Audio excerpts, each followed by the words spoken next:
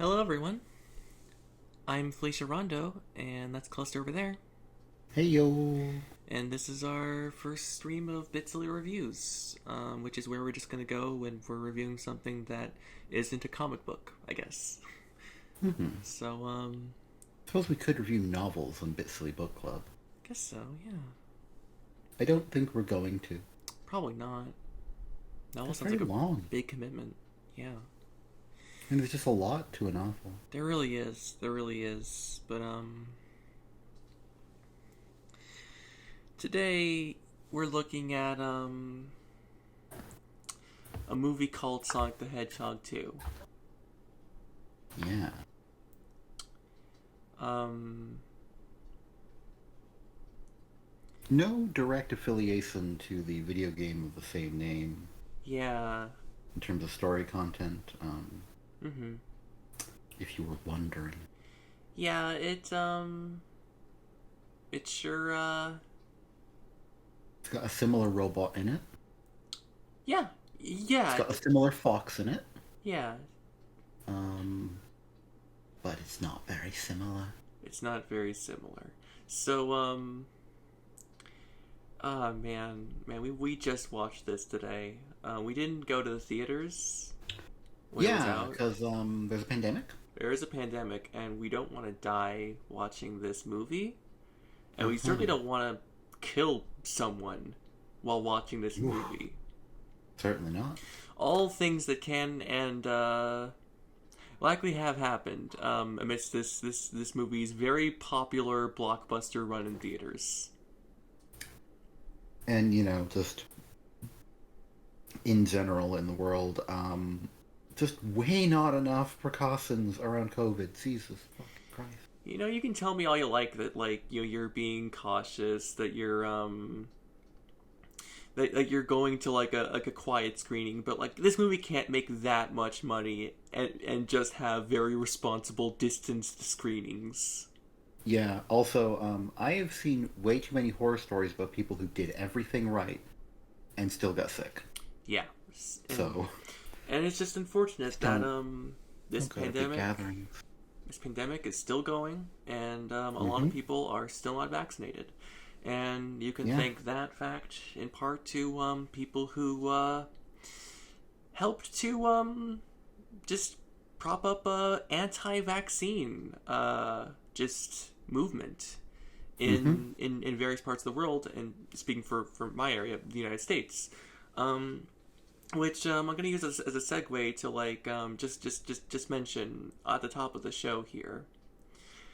We don't like Jim Carrey, and this isn't like a oh well you know his professional work. I mean, whatever you have to say about that, whatever. We are just Yeah. saying that like we are fundamentally morally, we don't think he's someone who has done good with the world because he is someone who helped spread anti-vaccine misinformation Mm-hmm. back Yeah. when the movement was in its infancy. He was one of the people calling it like autism an epidemic Yeah. and mixing up the different mercuries, just to sow fucking Doubt. doubt and just unease about medicine and vaccines and it's just and people have died. People have died because of that, and Yeah. that's not good. So if you want, if you, we're just opening the show, just saying we don't like him and we don't appreciate what he's done to the world. Him and Mm-hmm. other people like him who have Yeah. Like every anti-vax celebrity is on my personal sit list. yeah, And I hate seeing them in anything because of they all contributed to this. yeah, and if you want to just go ahead and be an intellectual coward and say that we're just biased and obviously we're never gonna like the movie because spoiler warning, I've already put spoilers in the title, but we don't like this movie. If you want to go ahead and do that, there you go. We don't like Jim Carrey to begin with. We didn't like the first film. We don't like Cops, which is a big setback for Mm-hmm. for enjoying this movie because there's just Still, still a lot of just, yep, the cops sure are great, according to this movie. Oh, here's lovable fucking Deputy Wade or whatever. God, fucking Hate couldn't Wade. stand him. Couldn't fucking stand him. But yeah. So we watched this movie. We didn't like it, and we don't like the Robotnik they got for this movie. Jack Black could have done better. But you know, it's neither here nor there. I was gonna do a joke here. I was gonna do a joke somewhere here in the beginning about like how, hey, I watched a movie that had Tim Miller in a high position role in the making of the film, and I had a great time with it. But then it was going to be Deadpool instead of Sonic 2, and I just but then I watched the movie, and I just don't.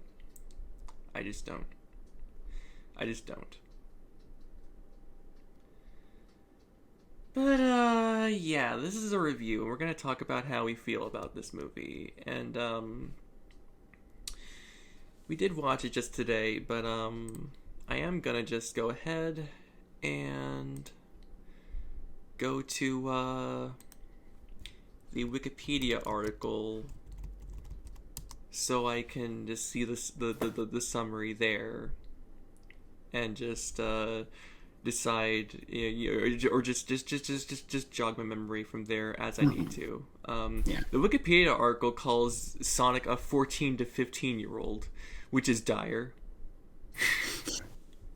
just he's either way, and of course Knuckles, as we all know, because now as many have been told, lore matters again because of this movie, and of course Knuckles in this film is 18 to 19 years old. Is there a source on this, or from this Wikipedia article? This Wikipedia article, the attribution following it points to the United States Copyright Office. That's not going to tell me anything. Anyway, none of that actually matters. None of it actually matters, but the movie doesn't matter either. Are we but, just going to jump into the movie? Unless y'all have anything further we want to go over.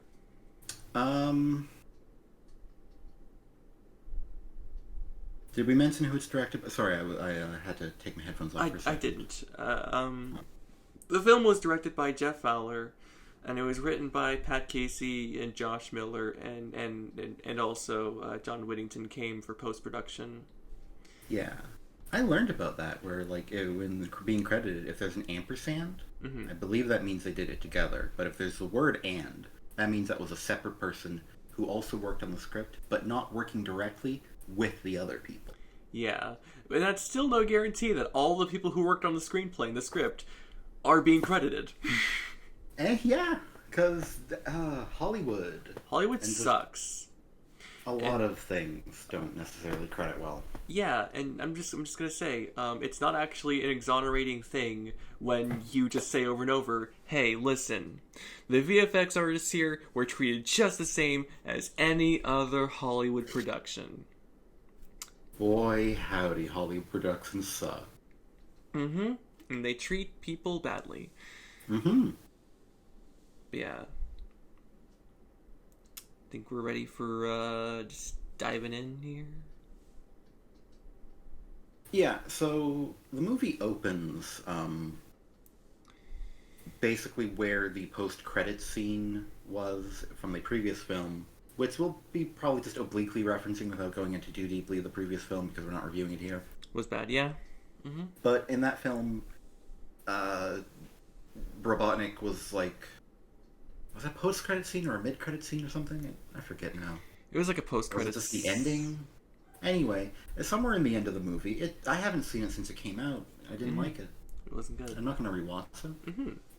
Sometime at the end, Robotnik was on a mushroom planet. Yeah.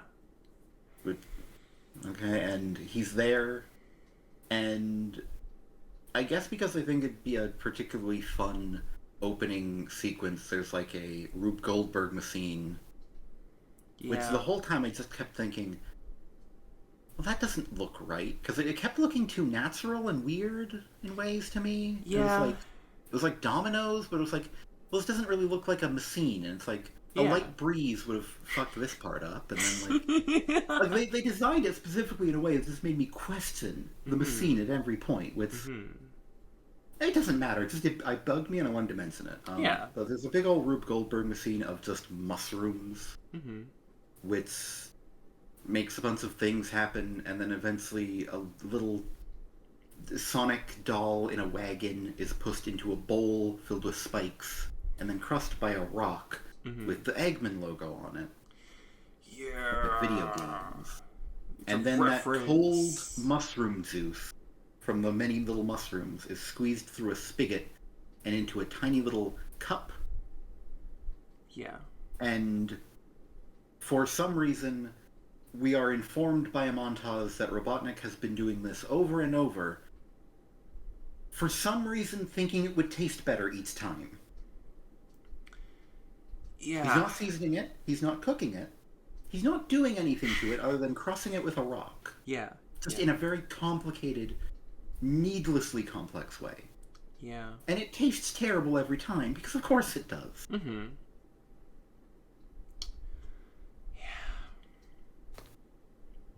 And he does like a log that he isn't actually recording, because he doesn't actually have anything to record it on. Yeah. Where he mentions it's been like 246 days? Years. Yeah.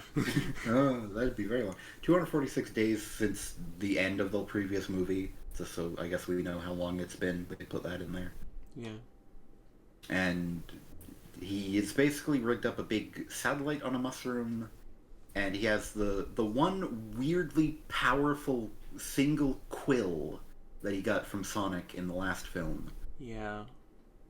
And you know, we thought that was going to lead to Metal Sonic. I thought for sure, since they had that and they were focusing on it, that they were going to like stick that in a robot shaped like a Sonic and call that Metal Sonic. But seemingly we're not doing that. I mean, they might still pull it out for the third film, but, well, we already know what they're pulling out for the third film, and that would make it rather cluttered. Yeah. It just doesn't seem like the Metal Sonic's in the cards at this point, but, you know, we'll get to that. Honestly, it's going to be a come down now that Shadow's here. Yeah. Or Alright, on we're his just way, mentioning anyway. Yeah. We put spoilers in the title. We did. It's whatever. But, Anyway, he electrocutes himself and makes a big explosion similar to the one that Sonic did when he was running around a baseball field in the first movie. And he knocks himself out, and then nighttime comes, and a ring portal opens, and some birdmen come out. Yeah. They just kind of look like Chozo. They kind of look like Chozo. Some fucking Chozo show up. And Robotnik is only pretending to sleep, and he has traps set up that defeat them all. But then after he's defeated them all, he's like, time to go fuck a cactus, and then he's like heading to the ring to get the cactus. But then that's the joke there. He's not actually. I know that he's not actually gonna fuck a cactus. It's me deploying. But then an absurdly large Knuckles appears in the ring portal, and he's way too big. He's way too big in that specific shot. And then when he steps out, he's normal sized. And it's just like, I think they were trying to make him menacing, but because he has cartoon proportions, like his hands are really big and his head is really big because he's a little cartoon fellow. Yeah. So he just looks too large. Yeah. It just looks like they scaled him up to being Robotnik's height, which would make him look very awkward because he has the proportions of being smaller than that. Yes. And then Knuckles is wondering where he got that quill, and Robotnik, without really realizing to the extent he is ingratiating himself to this Knuckles fellow, just says he got it from a little blue menace. And says he can sew him where. Yeah. And that is the start of an unsteady and uneven partnership, kind of, It's Yeah. a Yeah. whole thing. But I believe then we just cut away from that and we cut to the superhero scene. Yeah, we get to just Sonic attempting some vigilanteism. Yeah, I think a bank got robbed or something, or a truck carrying. There was a lot of money, so they were robbing money. Mm-hmm. Yeah, they had Um, this fucking Not a lot of money stereotypical though. fucking you just see them and they've just got like goddamn fucking just black bandit masks, Yeah, like ski mask, like fucking ski masks, probably. like it's goddamn whenever that was just relevant imagery. Feels like that doesn't happen anymore. Maybe I've been watching children's cartoons. I mean, they. I remember the kids' cartoons in my day were definitely using relevant imagery from like the 40s and 50s and 60s. So Mm-hmm. Mm-hmm. I think that's just how kids' cartoons go. Yeah. But yeah, like Sonic commandeers uh the runaway car, The big old truck, and big old truck. he knocks a guy out, and then knocks another guy out of the steering wheel position. And the guy he knocked out first, I guess, is just lying on the gas pedal. Yeah. So Sonic is now completely out of control, only able to steer. Yep. And Nearly runs over a woman. Nearly does a lot of terrible things. Then there's bombs. there are also bombs. Also, like I just want to mention that there's no dialogue, but at the beginning of him just going into the street after doing a stretch and having a snack, he doesn't actually say "Hello, stretch, have a snack," and then I'm hero. It's kind of silent with like, I think Because pretty. that was in the trailers. Yeah, A yeah. lot. And in fact, it's been every time on Sonic Forces Speed Battle. They do that line for like all the events for Sonic 2 movie. I see. So I just kept remembering it. That's why I noticed that it wasn't there. Yeah, yeah. It was just a Run DMC music cue. It's tricky, Mhm. and I thought it was actually pretty effective.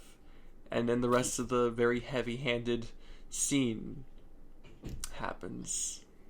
Yeah, so there's like a guard Mm-hmm. of some sort. We were watching on Paramount Plus, and the subtitles refer to him as guard. Yeah.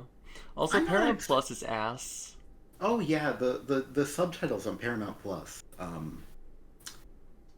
Every time there was like two lines of dialogue simultaneously, they kept putting the second one first, Yeah, which is not. and it kept messing with me. And it's like, come on, this is your movie on your service. Couldn't you? I mean, in general, you should make the subtitles better for anything, but this is your own movie. Yeah. It's just a fucking mess. But like, Sonic's just not doing a great job of Yeah, the the runaway guard car. tells him so. He Mm-hmm. tells him he's very bad at being a hero. But just to After make Sonic sure they takes the can tape off of him. stop the car, Sonic just dismantles the entire car, and then a kid is there watching, and then his the Ice cream this- falls over. in a very unbelievable fashion, which is weird because if it you could just make it fall, like in real life. I mean, you can just with the tongue, you lick it wrong and it falls over. Yeah, And like he got rid of most of. I forget how he got rid of the first bit of bombs, but he got rid of most of the bombs that were all suddenly lit for some reason. He just put it like a I think dumpster. comedic timing. Yeah, I think comedic timing came by and lit all the fuses. yeah, But then there was one bomb left. It was stuck in his quills somehow. yeah, and like Comedic timing must have come and done that one to a Yeah. super glue. yeah, And he throws that last one into the sewer. So when it explodes way after all the other bombs, it took really long.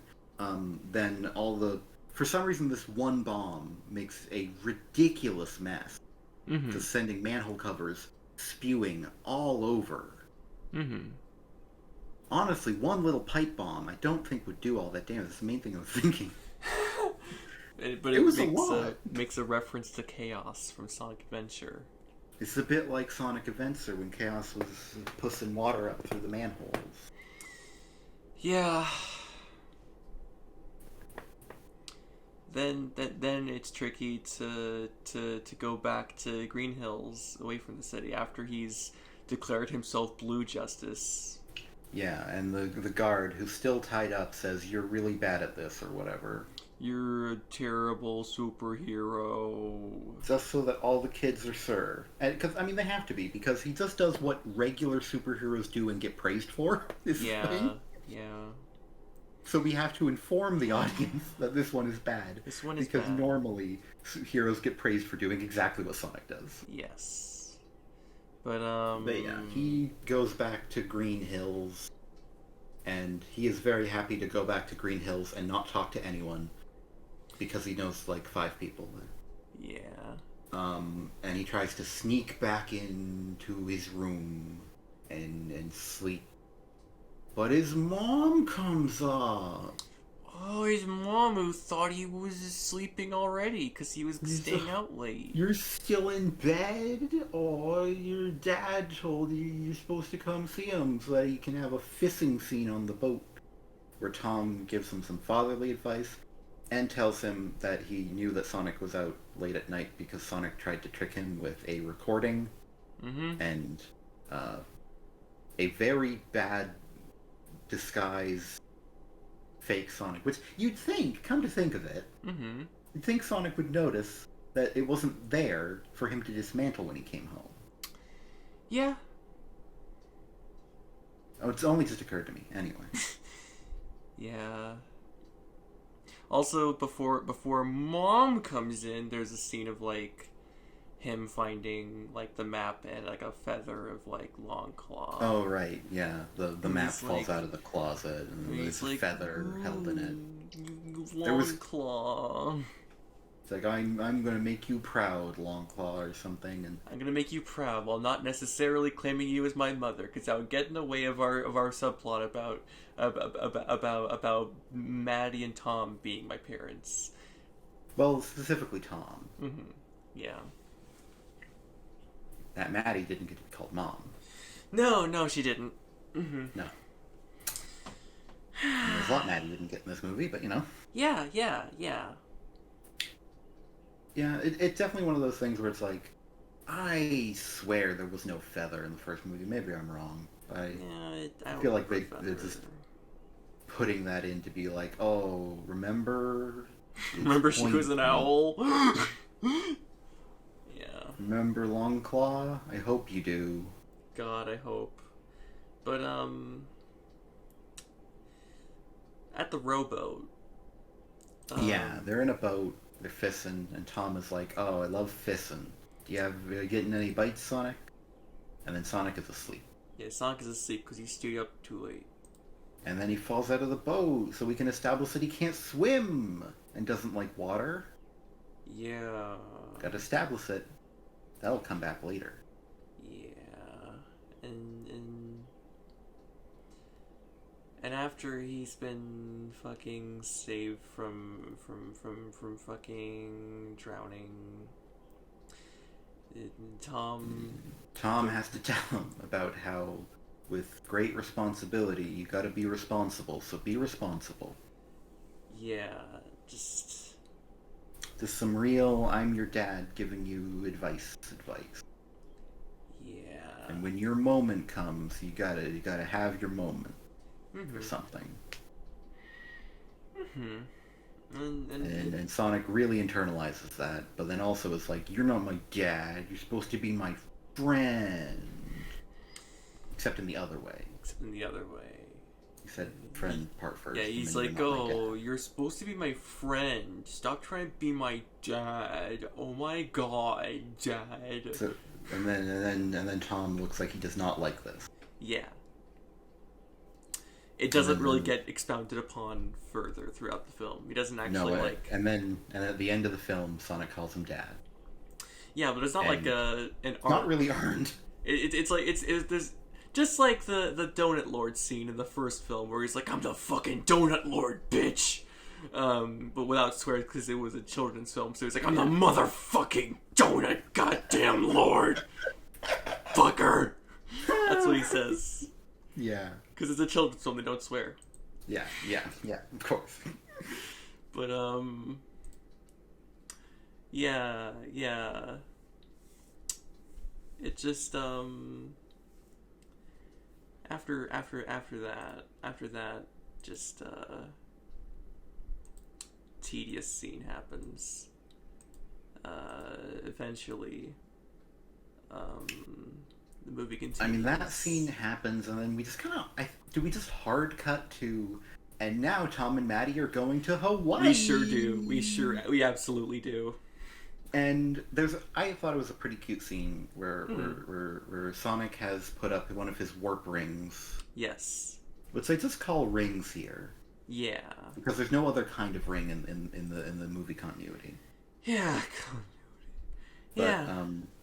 There's a set up a warp ring, and he set up like a facsimile of a metal scanner, and he plays at suing them through like airport security. As they just notably, and I like this part, break a lot of laws by just teleporting Tom and Maddie into Hawaii and bypassing customs. That is fun. Yeah. And Sonic is just being a child, and I like that. And he's like, "Oh, Group One is now boarding," and then Maddie is like, "Oh, I'm gonna go now." And he's like, "No, sorry, you're part of Group 3. No, you're Group 3. Wait for Group 1 and 2. Yeah. Group 1 and 2. Anyone? And Tom's just like, let him get it out of his system. Yeah. And then once he does, he lets Maddie go through. He pretends to scan her with a spatula. Yeah. And then he scans Tom with a spatula, and it detects his terrible cert because he's wearing a Hawaiian cert. Yeah, Tom is just, okay, yep, I'm really sick of this bit already. And then, but then, you know, he wants a hug. He wants a hug from Sonic. Before they go, and Sonic's like, I'm too mature for hugs. Which is, of course, one of the most immature things that any child can say. That they are too mature. But this begins. I mean, it might have happened in the second during the rowboat scene, but like I think this begins the power bump thing. Yeah, I think it starts here. Is power bump. So they do fist bumping. Yeah, they do fist bump. But they insistently refer to it as a power bump. I have no idea why. I've never heard anyone refer to it as such. When I Maddie, don't know why they did. Yeah. When Maddie said, "Oh, what about a power bump?" I think it was her saying it. I was like, "Is she suggesting they bump chests?" just Sonic and Tom just bumping chests like men because they're men. Oh, Ryan in chat. It feels like they went out of their way not to say fist bump. And it's weird because there's a song that people like from a Sonic game, the most recent mainline entry, called Fist Bump. Yeah. And like fist bump is already a thing from Sonic. Yeah. And they were doing fist bumps in that game, and it's like, yeah, it's fist bumps, and it's like,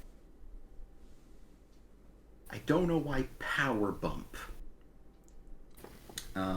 Yeah. But they power bump, and then Sonic throws Tom a ring. That'll be important later, so that they can get back. Again, bypassing customs, bypassing the TSA, doing lots of crimes. You're not supposed to just go from Hawaii to whatever state Green Hills is located in without like passing any governments. Get there. Also, like this kind of mentioned as they're going that they're going for Rachel's wedding. Yeah. There's no real establishment of Rachel's wedding. It's just like Rachel is getting married.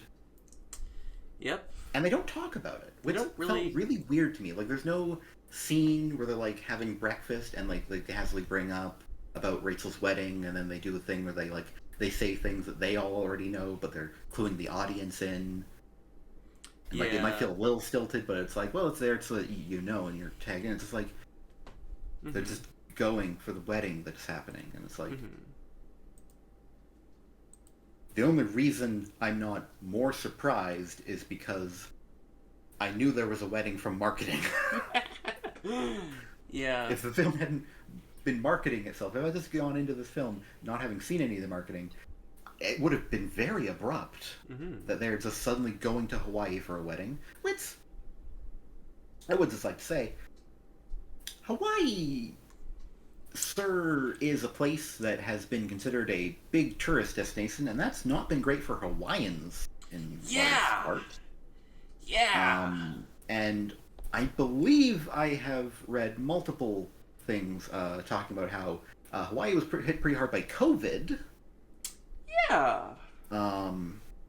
And, there's been lots of times when people have, been very critical about people going to Hawaii and being very disrespectful. And Yeah. I just feel like it's a very specific decision to pick Hawaii as the location. And also then to go to Hawaii with your filming crew. Yeah. During the pandemic. Yeah. It's just annoying, but they head over to Hawaii, and Sonic's like, "Now we're alone," and Talks to the dog. He's with the dog. I don't remember the dog's name. Patrick Star. He talks to Patrick Star. And he's like, "Ah, we're alone," and the dog's like, "Fuck yeah," because he's a dog. The dog is... Sonic was wearing sunglasses and a tie from when he was pretending to be a TSA agent. Yeah. And he also put sunglasses on the dog, but they're like kind of on the nose of the dog with the parts that go on your ear, like for arms, pointing just kind of down, because that you can't really put sunglasses on a dog well. Yeah. And then Sonic is gonna party. Yeah, he parties. He puts on music. He does his hair up all that with way. hair gel. Yeah, He does many styles, including ones that cannot be achieved by hair gel. Including very traditionally black hairstyles, I'm gonna say. And then he takes just do an afro. And then he does take a picture. He does take a picture all blinged up, I believe. While making like a gang sign, sticking his tongue out. I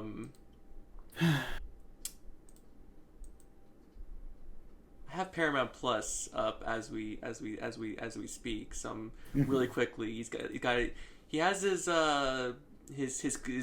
quills all gelled upward, and yeah, he is taking a picture like that with all his bling. Yeah. And he goes skateboarding around the house. And does poses. And he briefly uses a warp ring to take some Oreo thins, but don't worry, viewers at home. He does it legally by leaving money. Just, that's how you pay for things, and that definitely, the woman who watched that happen didn't just pocket it. Who wouldn't?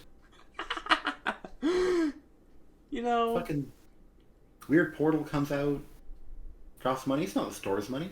No, the store hasn't Weird claimed Man's it yet. money. Yeah. It's okay.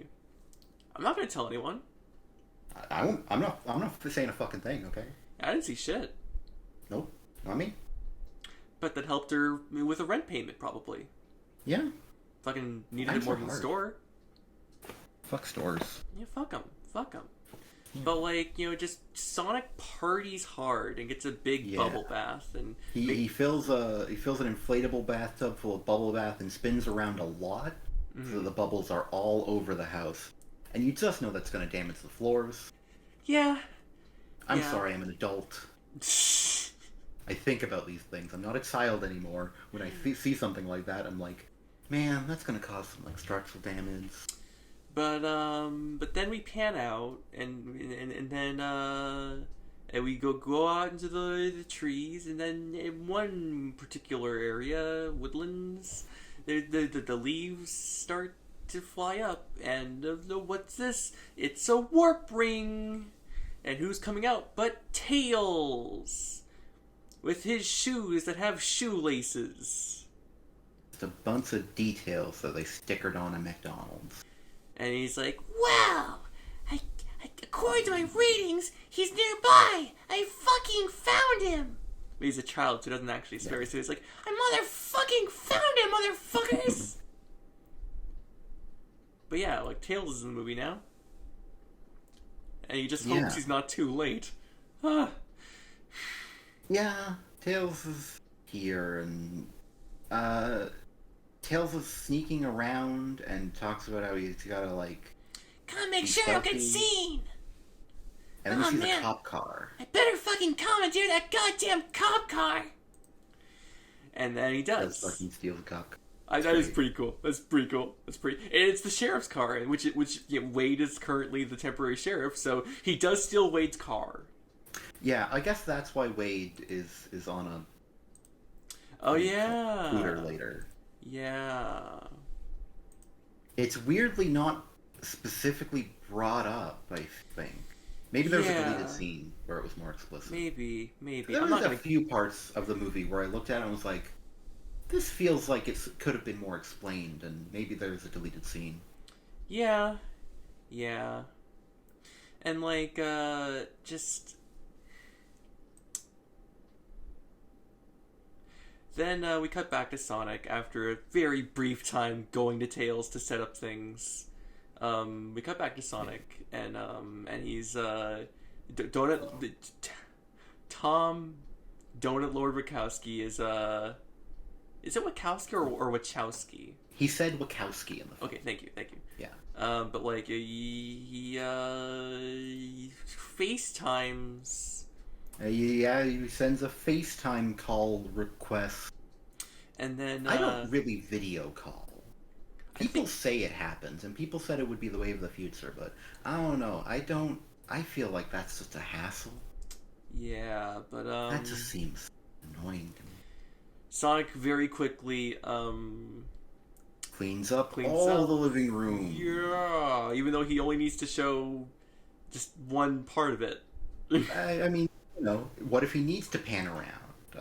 And there's honestly a cute little interaction where Tom is very aware that Sonic has been partying and will be continuing to recklessly party, but he just mentions, like, I'm sorry we won't get up to anything that you can't clean up before we get home. Yeah, because Tom's like, oh, how have you been? And Sonic's like, oh, just a quiet night at home, settling in with a good book. And Tom's like, oh, well, now I'm suspicious of every word you say.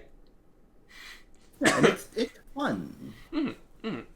I think that might be the most fun scene with Tom in it. Yeah. But Sonic tells me that Tom, he has to relax. He's at the Four Seasons. Have a Mai Tai. Enjoy some time with his wife. And it's true. It's true, y'all. Everyone at home. Just Tom's here in Hawaii. He should really be thinking about himself. Yeah, this is Tom's time. This is Tom's time in Tom's Hawaii. Yeah. You know, Tom is here because of Tom, and Tom should focus on Tom. Tom should focus on Tom for once, instead of worrying about other people. It's not like he's here for anyone else's big day or anything. Yeah. And you know, Tom's like, yeah, you're right. We power bumped on it. And he does say, I'm sure you're going to do it by the time we get home. And Sonic's like, yeah, I mean, no. And then... Yeah. He pretends to be offended. Yeah. And Sonic asks how Rachel's fiance is. And Tom just fucking yearns. Just like, oh man, if only. Because Sonic's like, oh. Sonic asks if he's as handsome as he is in the pictures. And Tom's like, God, he bites his lips, like, fucking hotter. God damn. He says he's even more handsome is what he says. I think we don't learn his name until we see it written out also. maybe his name gets said, but I felt like his name was just like weirdly absent for a while.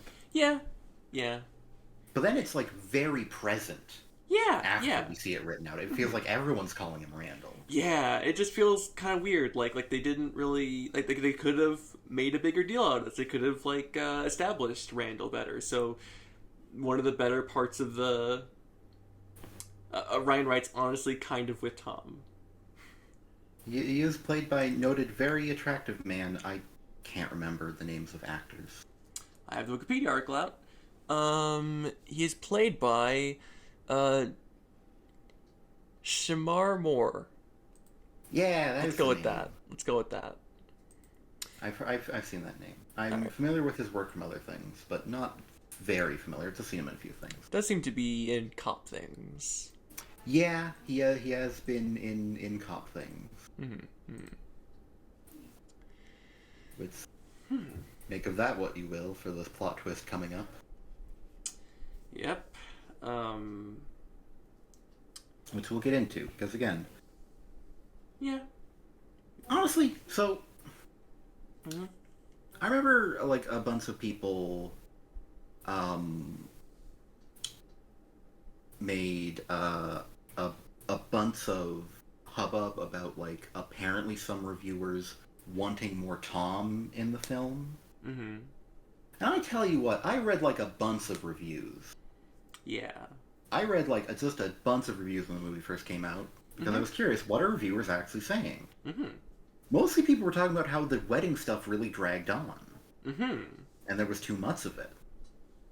But I'd like to say, the wedding stuff was not done well.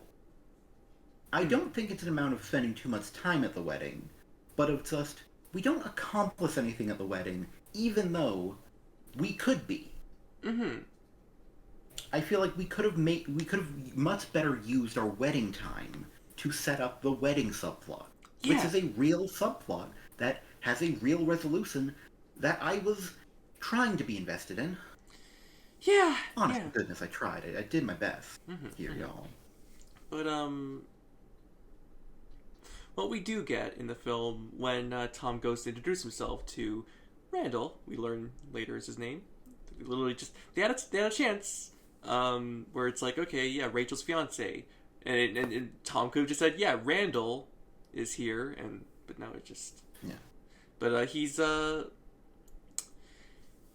goes to introduce himself, and Randall has some words for Tom. Some words that I had for Tom and other characters in the film in the previous film. Yeah.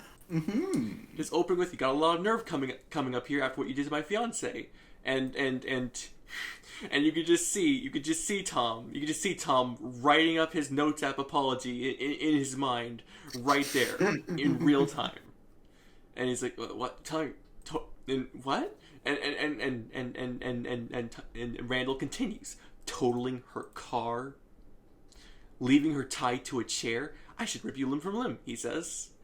And I agree. Honestly, agree. Rachel was supremely fucking disrespected in the previous film. Yeah. Just abysmally. She was horribly mistreated by that script. Yeah. Yeah. Like, Jesus. I hated that. I fucking hated She was like the one character I agreed with. Cause first time I saw her, she was telling Maggie to fucking divorce Tom. And honestly, Tom was way less fun of a character in that first movie. Yeah. Not that he's a barrel of laughs now. But yeah, you know? But then, confusingly, Randall says psych. Basically. He doesn't say psych. I know he doesn't say psych in the film. He's like, oh, I'm just kidding with all this tearing you limb from limb stuff. Haha. And Tom's like, oh, you could do that. And then he loses me when he says that. Yeah, because it's like, oh, hey, you're just someone who just has some respect for Rachel, but apparently not. But yeah, he's just like, you should see the look on your face. And he just kind of gives Tom a pat, like 2 pats on his cheeks, and Tom's like, oh my god, just one night with you, one night with you, Randall. But no, it isn't to be, it isn't to be. And Randall says Rachel put him up to it, and then he kind of does get back on track a bit and just says, listen, I don't know if you're aware, but Rachel just is not having any of this with you. Yeah. And just says, seriously, you got work to do. Mm-hmm. And like, yeah, that's just... It's a scene that very much goes, in my mind, from like, for Randall, it's like, this is an appropriate reaction for how he's reacting to what Tom did to Rachel. And this is an inappropriate reaction when he's just laughing it off. Then back to, this is an appropriate reaction when he's telling Tommy to buck up and do better about his relationship with Rachel. It's his sister-in-law. Or his stepsister, I think. Nope, sister-in-law. Yeah. In-laws are marriage. And yeah, when your parents marry, that's when you have the step. Yeah. Right, yes, right. Yeah. Sorry, I got myself turned around there. I've seen many people make the same mistake because it honestly, always they're very similar. It's all very similar, but you get different terms. And marriage is involved both times. Yeah. It's just different people getting. It's your sibling versus your parent, and figure out. And there is some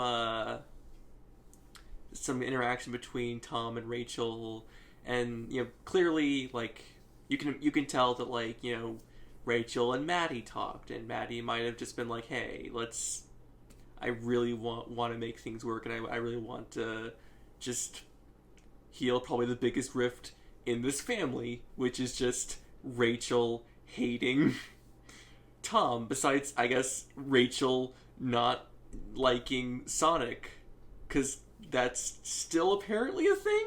Because when they show up later, she's like, "Oh no, there's 2 of them now." I'm sure she'll come around on Sonic eventually. Yeah. I mean, she'll probably still be like, "Oh, that little menace." Yeah. But it'll be more Saturday cartoony rather than family party. There's some burying the hatchet. He's like, "Can we bury the hatchet?" Yeah. And Tom's like, "Oh, I'd love that." And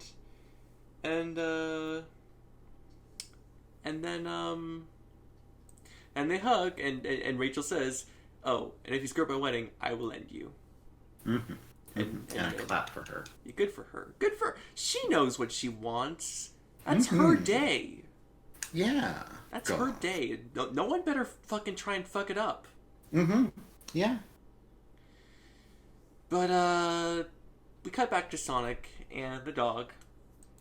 And they're watching a movie that is not very good. But then the power goes out. And just scary things happen. Like, it's just, the TV's turned back on, but it's in static. Oh no, what's going on? Oh, that's the thunder, or lightning happens, and you see Robotnik's silhouette, because I guess he stood perfectly in front of the window before heading back to the door. And Sonic didn't notice him. But, then it's time to open the door. And then it's opened on its own. Yeah, fucking the handle gets, torched through, like acetylene torch. Yeah. But it's Robotnik's finger gloves, which I don't think he had in the first film. I don't remember them. But he's all about these robo gloves this time. Yeah. And God, I just hate it every time he's on screen. Just every time I see him. God, I hate it when Jim Carrey is on screen acting like Jim Carrey and not even trying to be the character of Robotnik. It's just shit. Yeah, it's just the same character he's been playing for however long he's been bullshitting his way through his career. You know, like with how much people just hammer on about how many references there are, how like just ingrained like various little elements of Sonic are in these movies. I never see anyone just like remark on how like there's nothing from Eggman that's here in the movie with Jim Carrey. You know what he references here upon being Sonic? The fucking Wicked Witch of the goddamn West, saying he's gonna get, him and that sheriff and his wife, and your little dog too. And he does a fucking pose and everything. And just every one of his mannerisms are just not very Robotnik-like. And not very Eggman-like. And just... It's just Jim Carrey being Jim Carrey. And like... God, I wish they'd cast an actor to play Robotnik instead of a man to play himself. Yeah. But Sonic leaps to go punch Dr. Eggman, but then Eggman, in slow motion, even though Sonic's the one who can move in slow motion, she moves too quickly for Sonic to punch him. And then Knuckles is there, and then with pinpoint precision, Knuckles punches him through a wall and through a television.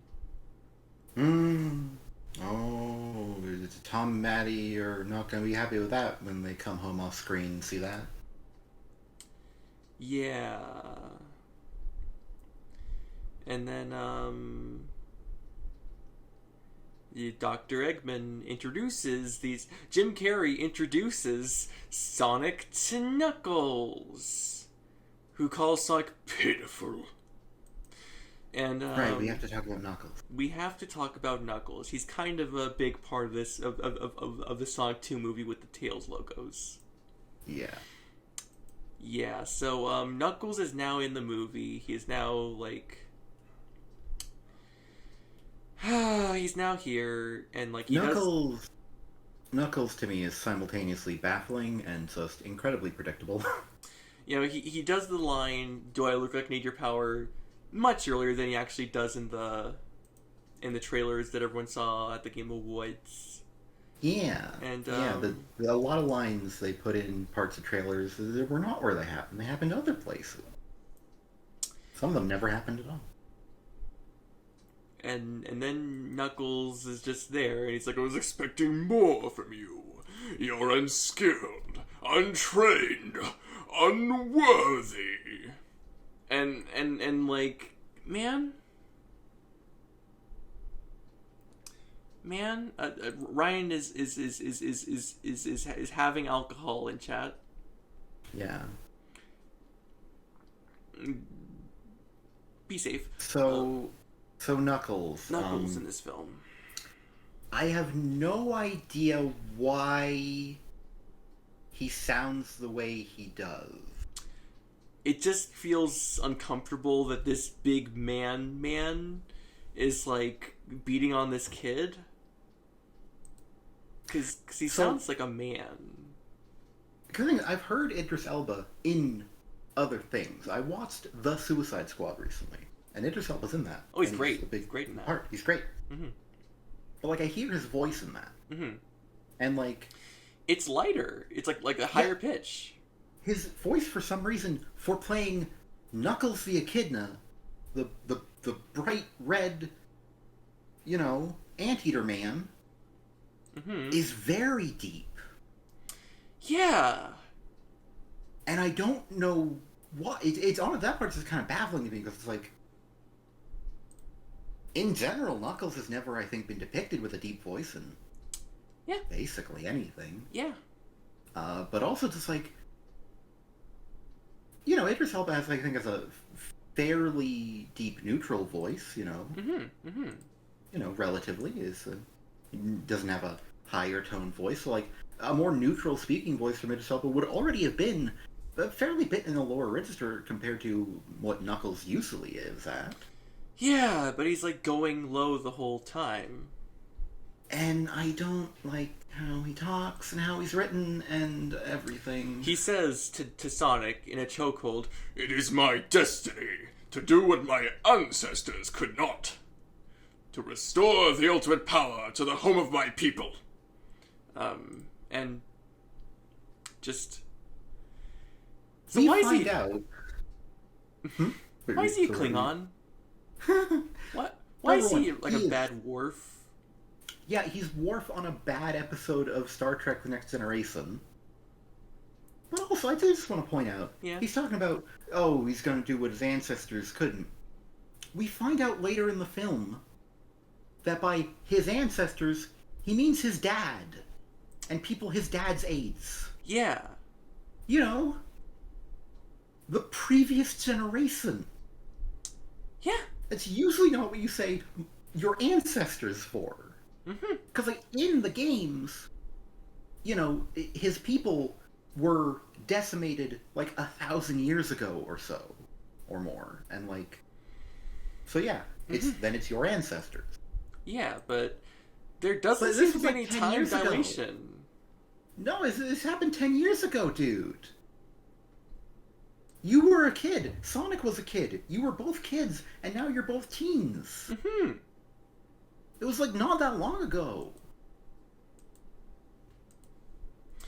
And it's here we get, like, the only, just talking about how Longclaw and her people, fought the Echidna. And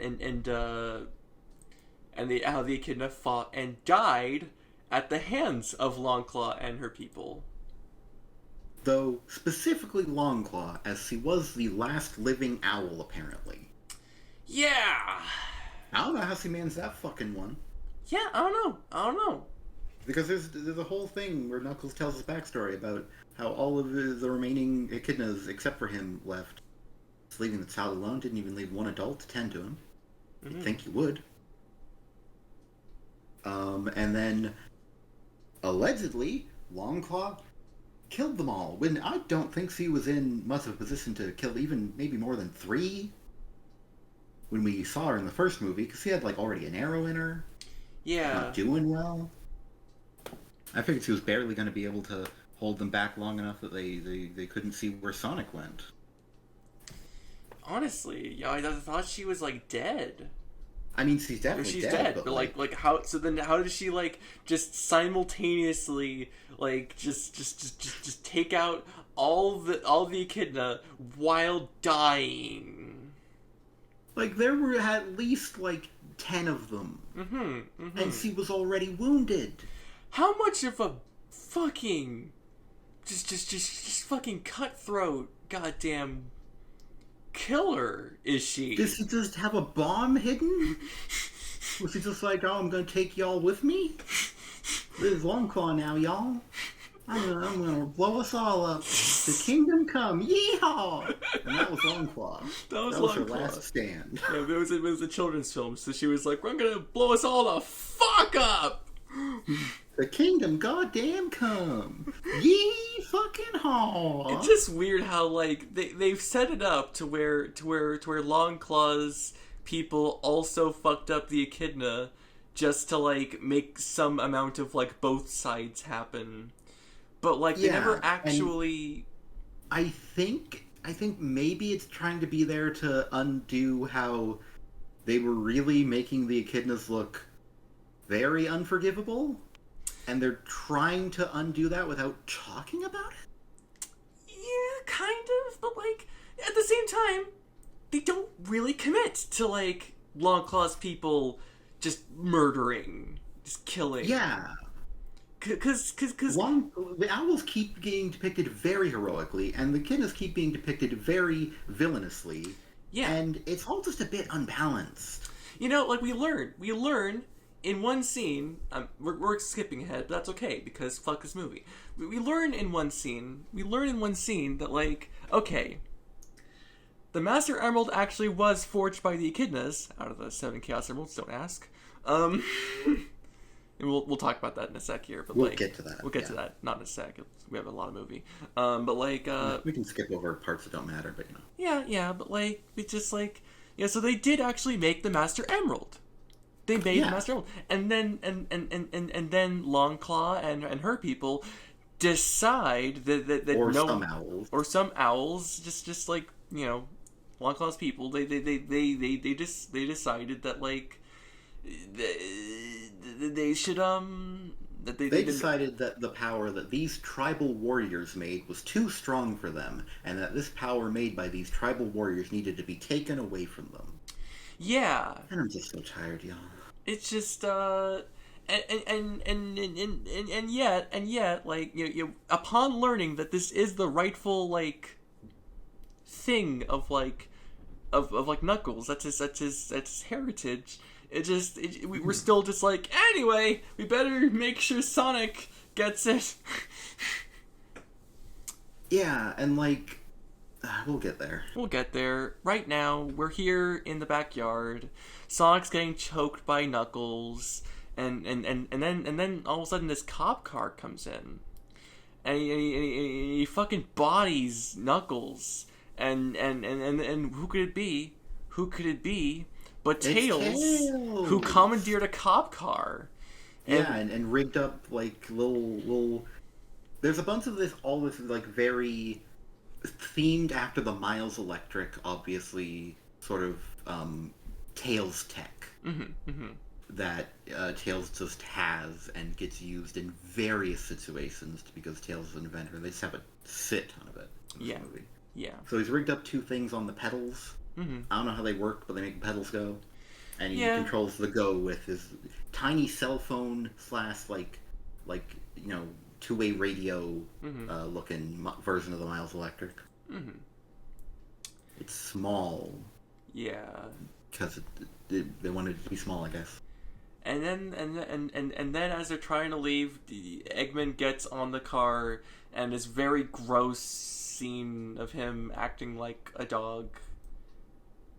Like, and they knock him off, and I I was very uncomfortable the whole time with that. I just didn't like it.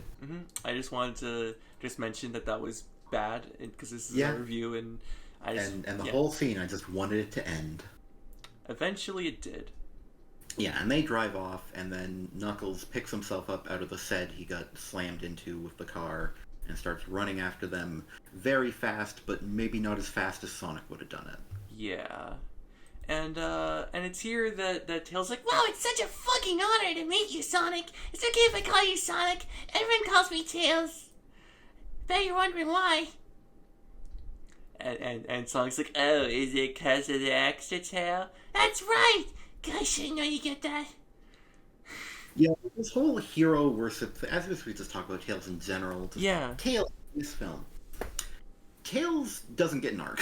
No, he does not. Tails kind of facilitates Sonic's arc. Sonic doesn't really get much of an arc either, but So with Tails, like, he has this whole hero worship thing of Sonic going on, and we learn in just a little bit that in the first movie, when Sonic made a baseball stadium explode or whatever, Tails' instruments picked it up, and he has been basically satellite stalking Sonic ever since, including watching him in the bath, which they specifically bring up as that would be a creepy thing, and then when it is a thing that he did, act like it wasn't a creepy thing, which is a weird script choice. Yeah. To bring up a creepy subject, and then when it is confirmed that it happened, to act like it was never creepy. Anyway. Yeah.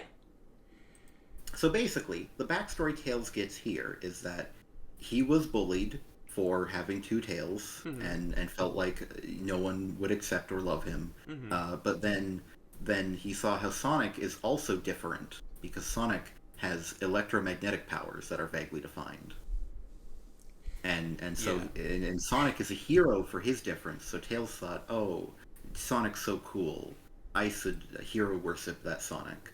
And so he admired Sonic from afar, and longed to meet Sonic, and finally got to meet his hero, which he knew mostly by reputation. So, Amy Rose is a character from Sonic CD who knew about Sonic by reputation and admired him from afar, and he was her hero. And finally, at the beginning of Sonic CD, she got to meet him, and she was so hero worshipy over him. And this might sound a little familiar. I don't know why they gave Tails Amy's backstory. I mean, it just makes you wonder, is Amy gonna be in these movies? Honestly, with every time they don't bring in Amy, I'm honestly fearing that they just won't have Amy or any girl from... It's like, come on! Amy! I think the execs might be operating under very just outmoded views of like, oh, only boys are gonna buy the toys. You don't want to buy a girl toy. Amy is so popular. Yeah. Amy has been popular for so... Just put her in the movie. Mm-hmm. Just, God, I would have had her in the movies by now. Yeah. Because she's Amy. And it is bugging me so much that there's just... Anyway, Tails' actual backstory is that, like, he was a lonely and alone boy, and then he met Sonic, and Sonic meant something to him, like, specifically, importantly, personally. Yeah. And then he started traveling with Sonic. Yeah. And, like, I get that they're, you know, with the way that they have it set up, they can't really do the classic Tails thing. Mm-hmm. But it just feels weird to basically just give him Amy's backstory with Sonic. Yeah. So Sonic asks, he asks Tails to catch him up on what's going on in this situation that Tails has only just now entered into. Mm-hmm. And Tails like, okay, so anyway, that's Knuckles. He's the most dangerous warrior in the galaxy. I don't know why they worded it like that. I don't know why he's the most dangerous warrior in the galaxy. How'd that happen? What did he do? What's he been doing? Yeah. How do you dangerously warrior through the galaxy anyway? We haven't been seeing, like, space much. So no, like, we've seen the Mushroom Planet, we've seen whichever planet Sonic was on, maybe the Knuckles was also there. It's not clear because they have warp technology. But he's obsessed with finding the Master Emerald. And Sonic's like, hold on, you Master Emerald? That's just a bedtime story.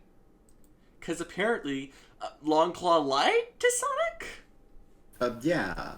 And said that there was no Master Emerald. Which I guess we're retconning that Longclaw was lying about the echidnas being after Sonic's power.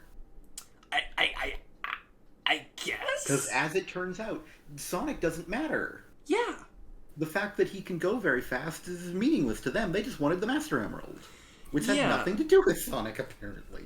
Yeah, which then puts the whole opening in a different light. Because it's like, oh, these echidna want to kill you and they're going to kill me. You better go now.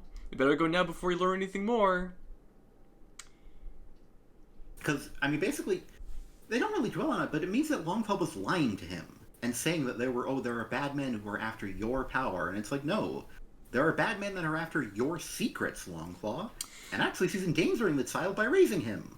Yeah, and also just setting him up to have a vendetta against Echidna. Yeah, which it turns out is kind of founded on lies, and by kind of I mean very much.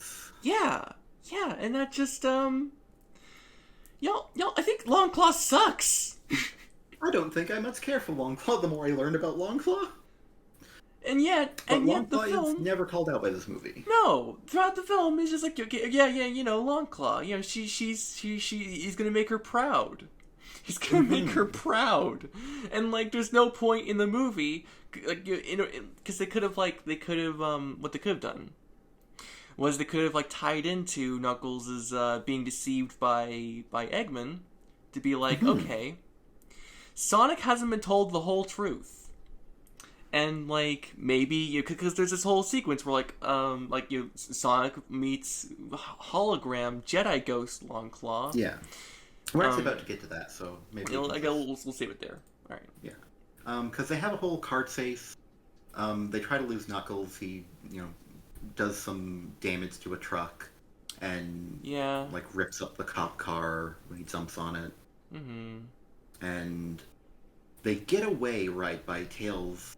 Tails asks Sonic if he trusts Tails. It's like, no, I just met you! Reasonable. Mm-hmm. And then Tails drives the car off the cliff. Yeah.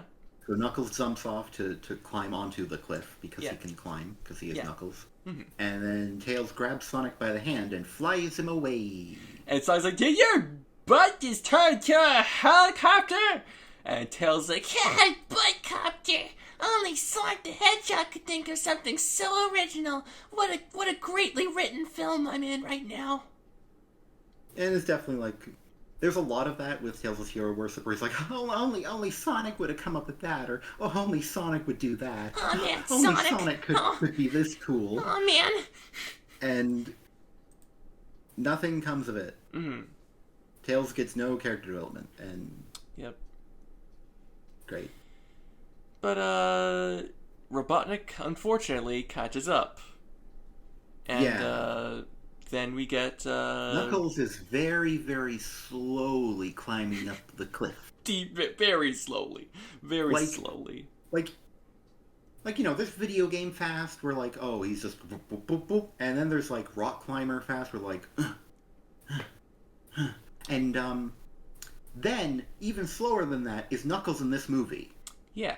Yeah. Because a snail would be outpacing him. I don't know why. I don't know why they're even having him be on a cliff and climbing. Just to make him so slow.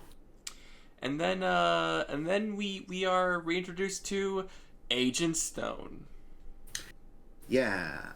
Who is pining after Robotnik because he's the gay underling who's pining for his boss who doesn't care about him. Ryan writes in chat, he does say, Only Sonic the Hedgehog could fucking need saving this much.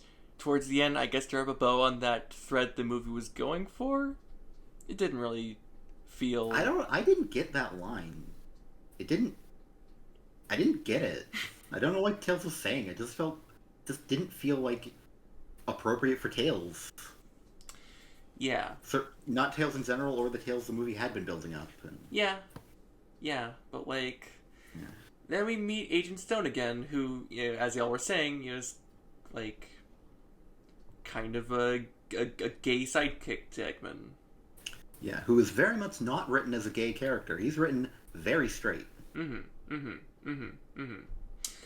Meanwhile, like I noticed that, like, you know, when we first see him, he's made like some Jim Carrey face art on a coffee, and then some guy just kind of stirs it away, and then calls Agent Stone a freak, which does just seem to be there's just some aggressive anti-gayness here in this beautiful small town full of good people. And it's happening to a villain, so I have to assume we're meant to agree with the gay-hating patron? I mean, the climax of the last film was just like, oh, this small town is full of good people. Yeah, so I assume we're supposed... Because he's in Green Hills for some reason. Mm-hmm. And he is running a coffee shop called Mean Bean. It's like Puyo Puyo. Yeah, it's like when Puyo Puyo was localized, and... I'm honest, I played it. Kind of disappointed when I played it. There was like a bunch of generic robots, and like eventually I think you get to fight Scratch and Grounder and Coconuts, but like you gotta play so much against these nothing bots, and it's like, man. Yeah. But Robotnik very blatant was like, oh, if you want something done right, you hire someone you can push around. And so, fucking Agent Stone... He messages Agent Stone on Agent Stone's Apple Watch. Yeah, prepare my latte or something, and then an egg comes hurtling from a satellite in the sky. Yeah, Stone sues everyone at the coffee shop and activates all of the mechanics that he has hidden away. I assume there was a whole prequel comic, and I couldn't be asked to read the Agent Stone one. I assume it established that he used the technology that he got in that comic to make his coffee shop a secret base. Anyway, he launches the Ryan big writes in chat. Ryan writes in chat, it did, and also previously, quote, they were in the Adventures of Sonic the Hedgehog end quote, from some nerd couldn't be me. Yeah. And Ryan says they established how he does so. And I mean, they established their version of how he does so because these movies are never going to be accountable to a prequel. Man, that comic very, very clearly doesn't matter, and I hope no Sonic fan legitimately thinks it matters, even though I know they do think it matters, because, like... They absolutely do. You know, that's like thinking the novelization is going to affect the next movie, you know? Yeah. It's not gonna. It's gonna be overwritten because no one reads that ancillary material, and they're making the movies for the people who watched the movies, not the people who read the prequel comic that's gonna get, like, overwritten. And now Robotnik, now Jim Carrey randomly has buzz bombers. Yeah, so the big egg comes down out of a satellite, and it lands right next to Jim Carrey, and it opens up. Ryan writes in chat also, remember, quote, Child of Mobius, when that was in the Sonic 2 novelization? I didn't pay attention, and no one has to. Yeah. A bunch of, like, the weird drones come out, and then a bunch of buzz bombers, but they also look like they're from an Apple store come out. And he is very threatening at Knuckles, and Knuckles prepares to fight the robots, but then they're actually stairs for Knuckles to climb up. Oh, that's Knuckles just after they fire like a shot at him, he's like, oh, and then yeah, it's weird in that it is incredibly aggressive on Eggman's part, but it's framed as if, oh, Knuckles is misunderstanding. Oh, when, man. like, no, that was clearly, very obviously a threat. Yeah. And this is the most suspicious Knuckles will be of Robotnik throughout this whole interaction, as they are not remotely friendly to each other in the slightest either, but you know. Also, in the midst of them, of those drones becoming stairs, Knuckles has this line, and he's like, I will shatter them like the bones from a fallen... And he gets cut off because they are stairs. But it's like, just talking about fucking bones. Bird? Like fallen owl. Maybe owl? But just like, just that's so goddamn Klingon, and it's just like, just can you just have respect for Knuckles' character for like 2 seconds, please? Why is he generic tribal warrior guy? I don't want that. I want Knuckles the Echidna. So shockingly, in my Sonic the Hedgehog movie, I want Knuckles the Echidna instead. Yeah, but like, but you know, don't worry. There's no possible like way you could be reading into Knuckles in a way that would, you know, be actually applicable to real life races. So don't worry about that. Anyway, Robotnik talking to Knuckles says, "Earth is my turf, G." God, he does. Yeah. So and there's some apologies, but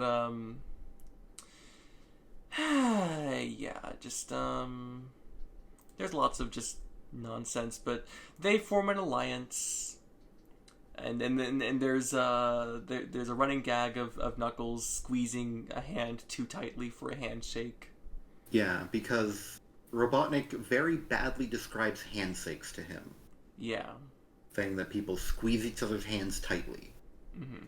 Knuckles follows his directions and dislocates several fingers. Yep. And then upon while offering a ride on his Eggmobile, the Eggman talks to Knuckles like he's a dog. It's super gross and I hate it. There's just lots of different ways that Knuckles is being treated in this scene, and they're all coming together to make a very uncomfortable sequence. Yeah, I just hate everything about how Robotnik talks to and about Knuckles. Yeah. And Agent Stone, too. God, I hate them. I hate them. And then here we are in the Wade Cave afterward. Where Not Wade. Oh, I also hate him. Yeah, you also hate him! Oh no! It's just all the characters I don't like in a row. In a row! Aw, man, but they're trying to find the Master Emerald. Why Knuckles mention Longclaw? Yeah, so Sonic brings out the map and is like, look, there's a drawing of an emerald on my map. And then for some reason, for reasons we haven't been able to just discern. I've looked and I've thought about the scene, but like he just kind of points at it and it starts glowing. And like, I'm just saying, I'm a writer. Mm-hmm. Like, there's a lot of ways you could have done this. Like, Wade is a bumbling person. You could have had him accidentally spill something on the map that activates it, or do something else. Mm-hmm. You know, just anything that would make it seem like, oh, that was the secret code that activates the map's hidden secret message, rather than just poking it. Mm-hmm. Mm-hmm. And, but here we have Longclaw again, making her grand, uncomplicated return, where she is just, hello, if you are watching this, something has happened to me that we will not go over in the events of the film. Yeah, and Longclaw, notably, does not mention the echidnas, as he is still withholding information from Sonic. Yeah, even in her post-death message. Yeah, in her message for after she died, she's just, you know, just feeling like she still has to hold facts back from her baby boy. But it's here has a heart unlike any creature she's ever known. He's a child. He's like 4 and a half. But it's here that she tells Sonic that Earth was chosen for a very special reason. It's the secret location of the Master Emerald, and that's where the green part of the blue hologram happens. Yeah, because it's an all blue hologram like a Force Ghost from Star Wars. Yeah, or Leia, but then it's a big old green Master Emerald. Also, it's a paper map, so I assume literal magic is happening? Yeah. I guess Longclaw has had magic? Was magical? Ryan writes in chat, wait, but Longclaw told Sonic to leave Earth if he got caught. What if he did? Is the Master Emerald fucked? Ryan, don't focus on the first film. This film is obviously trying to quietly retcon a fuck ton of shit. Like the Master Emerald existing. Yeah. And echidnas trying to kidnap a baby. Now the echidnas were just trying to press Longclaw for the location of the Master Emerald. Mm-hmm. Very different situation. Yeah. And, you know, Longclaw says, in the wrong hands, it could threaten all life in the universe. Protecting the emerald is my sacred duty, and I must pass that responsibility to you. Cause, you know, Longclaw, as we all know from the video games of Sonic the Hedgehog, she's the guardian of the Master Emerald, and now it's Sonic's duty to be guardian of the Master Emerald. It's just like in the video games. He's doing. Ryan writes in chat. So she opened a portal to the place the emerald was, and it'd take one of them to catching him to. Okay, I'll stop caring. Yeah, like the first movie was written with no idea of any emerald happening. They didn't know they were going to get a sequel even. Yeah. But then it was like the biggest video game movie ever, and they were like, okay, now let's stuffing in a bunch of shallow references to Sonic, managed to trick some Sonic fans into thinking we liked them. Let's just keep doing that. Yeah, and in fairness, I do want to mention, I think this movie is better. It is better. I think this movie would have been even better if Jim Carrey wasn't in it. Oh, yeah.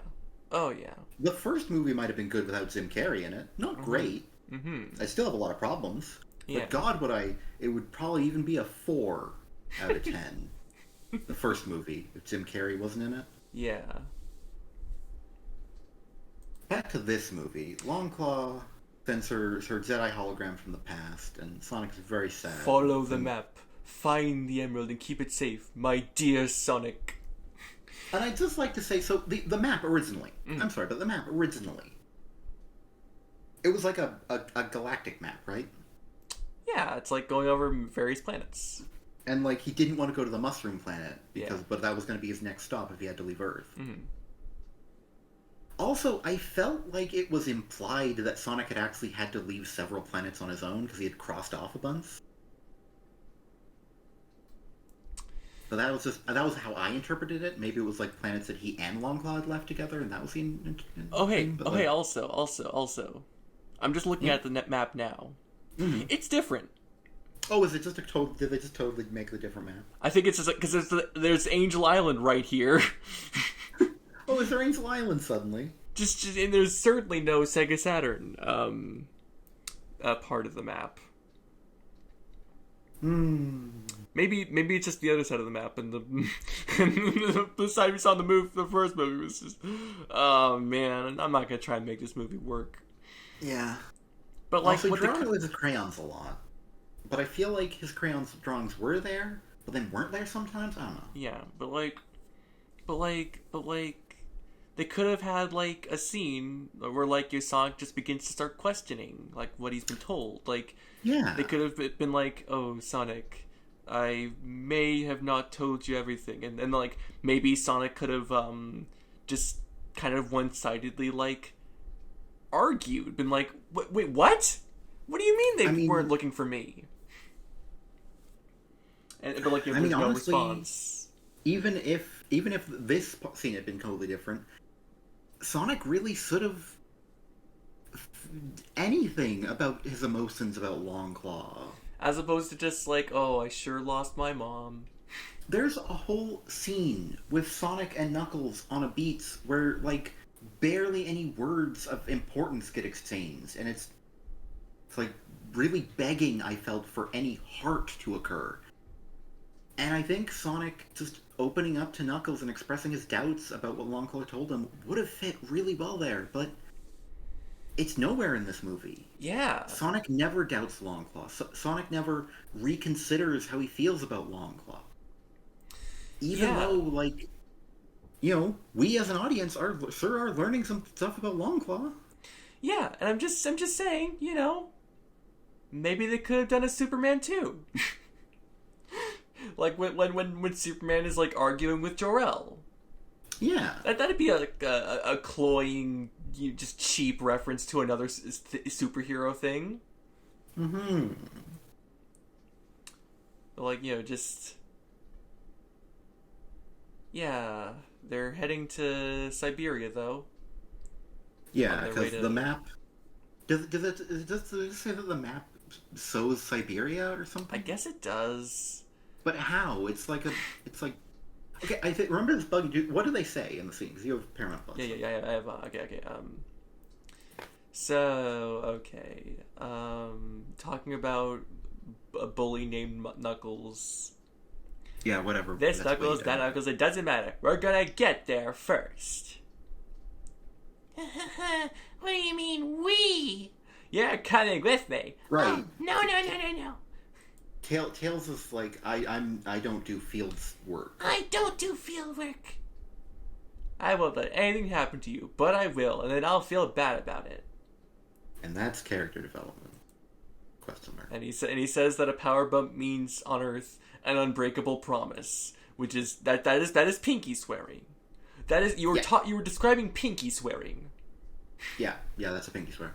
I think fist bumps are just like camaraderie. Camaraderie, yeah, it's not.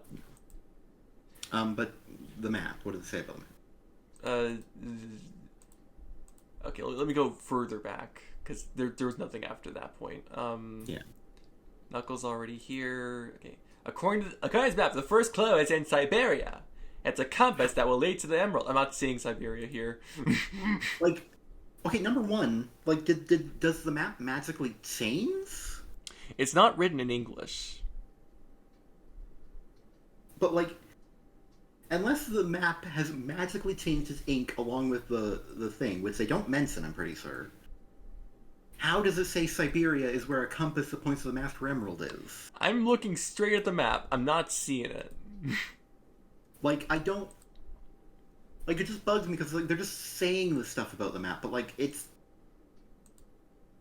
They don't mention the map changing, and I feel like if the map changed, that would be significant, and you'd mention it or show it. Which they did neither of. And we've seen the map, and the map does not depict Siberia as far as I could tell.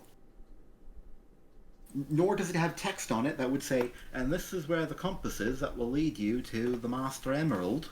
Mm-hmm. And it bugged me, because it's like, what do you mean the map says that? Wouldn't you have just followed the map if it said that to do that when you first came to Earth? Mm-hmm. Yeah. It just bugged me. It's just not great. And then we cut back to the Mean Bean coffee shop. Oh, He's made some coffee art of his face next to Jim Carrey's face.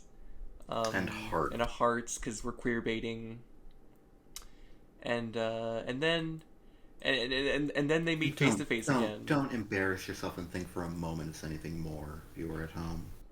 Yeah, it's just queer baiting. But like, Agent Stone sees Robotnik for the first time since he's been gone. He seems a little just kind of not into the new look, but we don't really dwell on that afterward. Then there's some trepidation from Agent Stone on Knuckles, and then and Knuckles is like, I am not a porcupine. I'm an echidna, trained since birth in all forms of lethal combat. Which I don't know why that's there. And he says he is destined to restore honor to his tribe. And I'm just gonna say the fucking trifecta. Destined, honor, tribe. Trifecta of just Orientalist fucking. I think that's the one. But like, you just. I mean, bullshit. there's other things that get There's other honor, things. and Tribal Warrior definitely gets the honor stick a lot, and that's the stick STICK. Yeah, like, but like, yeah, like, it's just not a good scene. No. Like any scene with Knuckles isn't very good. No.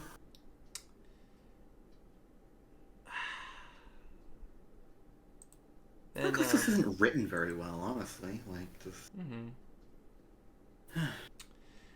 Then we, after revealing how he's actually made a base in the coffee shop, we head back to Hawaii, where Randall is fucking creaming Tom in volleyball, and not in the way Tom wishes he could get creamed by there's Randall. like a whole montage of Tom just getting hit by the volleyball. Specifically Randall just like doing the serve and just hitting him every time. A spike. You're doing the spike. And he just gets, it's directly every single time. Just up, ow, ow, ow. Oh, he missed it that time. But like, but like, it just, I just like to think that like, there was some degree of like, Randall just being a little upset still at Tom for how he treated Rachel. Yeah. And just specifically just, and now making sure. Yeah, making sure. And there's there's just lots of broiness among Randall's squad. Randall and his squad, they're his squad, you see, not because they're his best friends, but because they are all agents of Gun. Which we are going to get to. Yeah. But I just want to be aware that is the joke. It is a joke for your second watch through, or if you read a review that mentioned that plot element, like me. Yeah. Then we catch up with Maddie and the kiddo.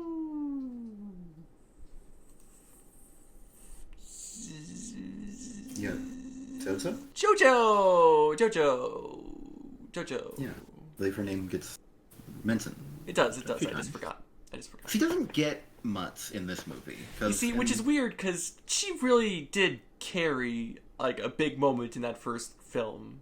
I recall reading just children really loving the part where Jojo gives Sonic the shoes, and it's like a big moment. And she just kind of, I think she's in 2 scenes? Yeah, this scene and then later. Sonic. doesn't meet Sonic again, even though they had like such a connection that people believed in. I'm gonna say far more than anything that Tom and Sonic got in that first film. Yeah, honestly, it really just solidified that Sonic should have had a kid sidekick, not been a kid sidekick. Ryan says JoJo was my favorite part of Sonic 1, and it is and just for the record, JoJo is not a Joestar, so it is just one capital J. Anyway, Yeah. but yeah, just Tom does a magic trick that actually the ring was right there behind your ear. Yeah, because you can see him like because he's holding the rings and she's being very good about because he's the ring bearer girl lady, and you can see him just very deftly slipping one of the rings off. And then he's like, "Oh, isn't there supposed to be 2 rings?" And then Joe's like, "Oh no." Yeah, but he then thinks he fucked up. But actually, So he's like, fucking up at this time. Yeah, he's actually very much fucking up, but we'll learn that later. But Maddie's like, Uncle Tommy. This is what Zozo called him. Yeah. And then he pulls the ring out from in her ear. It's a magic trick. Yeah. But he makes a mistake somehow, and there's really no logical way this could happen, given that the ring he took from the pillow was in his hand the whole time. It was magic. But he somehow swaps it with the ring that I guess was in his pocket at the time, which was the magical warp ring. And so the magical warp ring is now with the other wedding ring on the wedding ring pillow. Ryan writes in chat, curse my anime muscle memory. It's when I remember anime muscles. Because JoJo has Love you, Ryan. Lots of muscles in it. Love you lots, Ryan. Or it used to. Oh, yeah. But, yeah. Tom and Maddie, they catch up. And, And then Sonic's like, oh, look at those guys! Look at Randall just hopping up and down with his beautiful muscles as his bros pop their corks and just get their frothy foam all over him. Yeah. And Sonic's like, Tom is like, oh man, I wish Sonic had that. And which Maddie replies mostly neutrally, muscles? To which Tom says, control yourself. And then after that she looks horny. She looks a bit horny after he claims that she is being horny and tells the audience that she is being horny. Yeah. Didn't really come across to me. And then they kind of giggle together. And then he's like, no, buddies, wingmen, a squad. I want him to have manly man-boy friends for men time. He's flying solo. Yeah, can't have Amy Rose in these movies. He needs manly man wingmen friends for men. He needs men for men. He's just grow up like a just man like, with his men. Tom's just like, God damn it, why aren't there more men? More men in Sonic's life. I just want men. Why can't I have a man? And Maddie's like, Tom. This part is fictional, as in it didn't happen in the movie. Yeah, but then for our benefit. But then for real. Yeah. She's like, baby, calm down. You're at the Four Seasons. Have a Mai Tai. Spend some time with your wife. Which is her. Yeah. Talk to and herself. Then Tom is like, is exactly what Sonic said. Like, his exact, very precise words. Like, we wrote this line for Sonic to say it, and then we wrote the line for you to say it later, and then we pointed out that you said the line that Sonic said. Oh, man, it's so cool. Oh, man, this movie's so fun. It's just like the games. Anyway, I wish Maddie got more in this movie. I wish she did, too. I thought it was cute, her acting like, her being in the beginning with Sonic. And it's like, oh, they're a family. Mm-hmm. Oh, they're a family. And then they were off at the wedding, and you barely see her. And we'll get to when you do see her, because it's not She terribly just interesting. kind of repeats what other people are saying.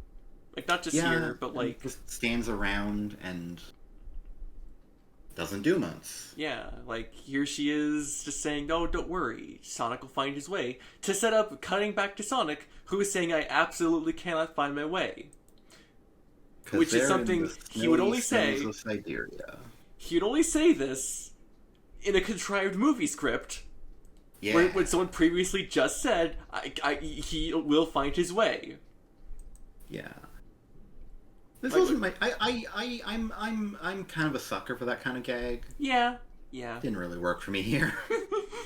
What kind of sentence was he saying before we cut back to him? So you might be thinking, Tails, well, Sonic's the big hero, so obviously he'll be able to find his way. But the truth is not what you may believe on the surface. Even though you have heard many stories about me and have been watching me to a creepy extent. Well, he doesn't know that yet. But actually, Tails, I absolutely cannot find my way. And, but listen, Sonic, there's little shelter up above, just on ahead, and, don't worry, Tails.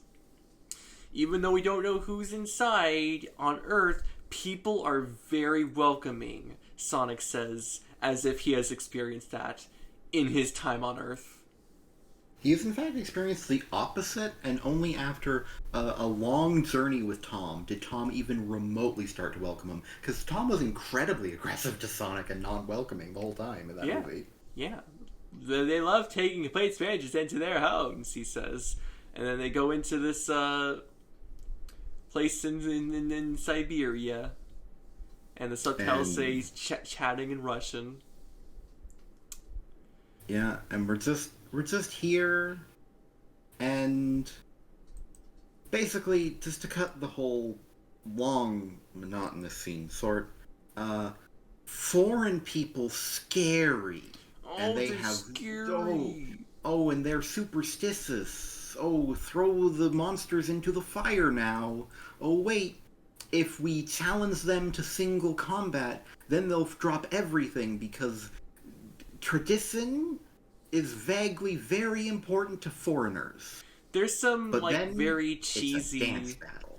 There's some very fucking cheesy, like, oh, we're doing your jokes about translations going bad, which is just annoying. And typically wouldn't result in you telling every person in the bar to attack these two strange, rude Americans. You usually just roll your eyes and walk away, because strange, rude Americans is just kind of the default when dealing with Americans. Yeah. But it's here we learn that Tails has been watching Sonic. Yeah. In the midst of all the stuff that I summarized that we probably won't be going much into detail with. I want to get to this now because we couldn't get into it earlier. But just like, because early in the film we learned that there's been like 234, 236, whatever, like just 230 something days of Robotnik being away at Mushroom Planet, and that's about when that was the end of the film, and we learned that like it was just a few days before the film ended, the film began. Yeah, and like the main plot of the film began anyway. And Tails has been watching Sonic since the incident at the baseball field, which Tails has no problem understanding, even though he's not from Earth. Yeah, because Tails has apparently just been spying on Sonic for all, let's say, 250 days since the baseball incident. Yeah, just watching him, and Sonic's like, "You've been watching me this whole time? You were in the shower?" And Tails like, "That's a trick question. Sonic the Hedgehog prefers bubble baths." And I was like, "Man, you're good. And that's not bad. We're deciding now." Yeah, because he opens it like, "It would be creepy if you were watching me in the shower." And then Tails is like, "You don't take showers. I know you take bubble baths." And then Sonic's okay with it? Great. And it's then And I don't know why you brought it up. I don't know why the script brought it up. Because I didn't bring it up, Yeah. I didn't even go there. I just assumed Tails wasn't watching him clean himself. Yeah. Yeah. I just didn't even think about it. Yeah, and it's then we cut to Dr. Jim Carrey, Agent Stone, and Knuckles intercepting their texts. Apparently. Yeah, Tom and Sonic's, because Tom is texting Sonic, being like, "How you doing, buddy?" Hey, whatever. just chilling, watching TV. And then Knuckles is reading the texts out loud. Yeah, and he assumes that Sonic is now back at home. Mm-hmm. Only for Robotnik to state that, in fact, Sonic is lying, and point out that he is in Siberia. Knuckles doesn't react to this. Mm-hmm. And instead...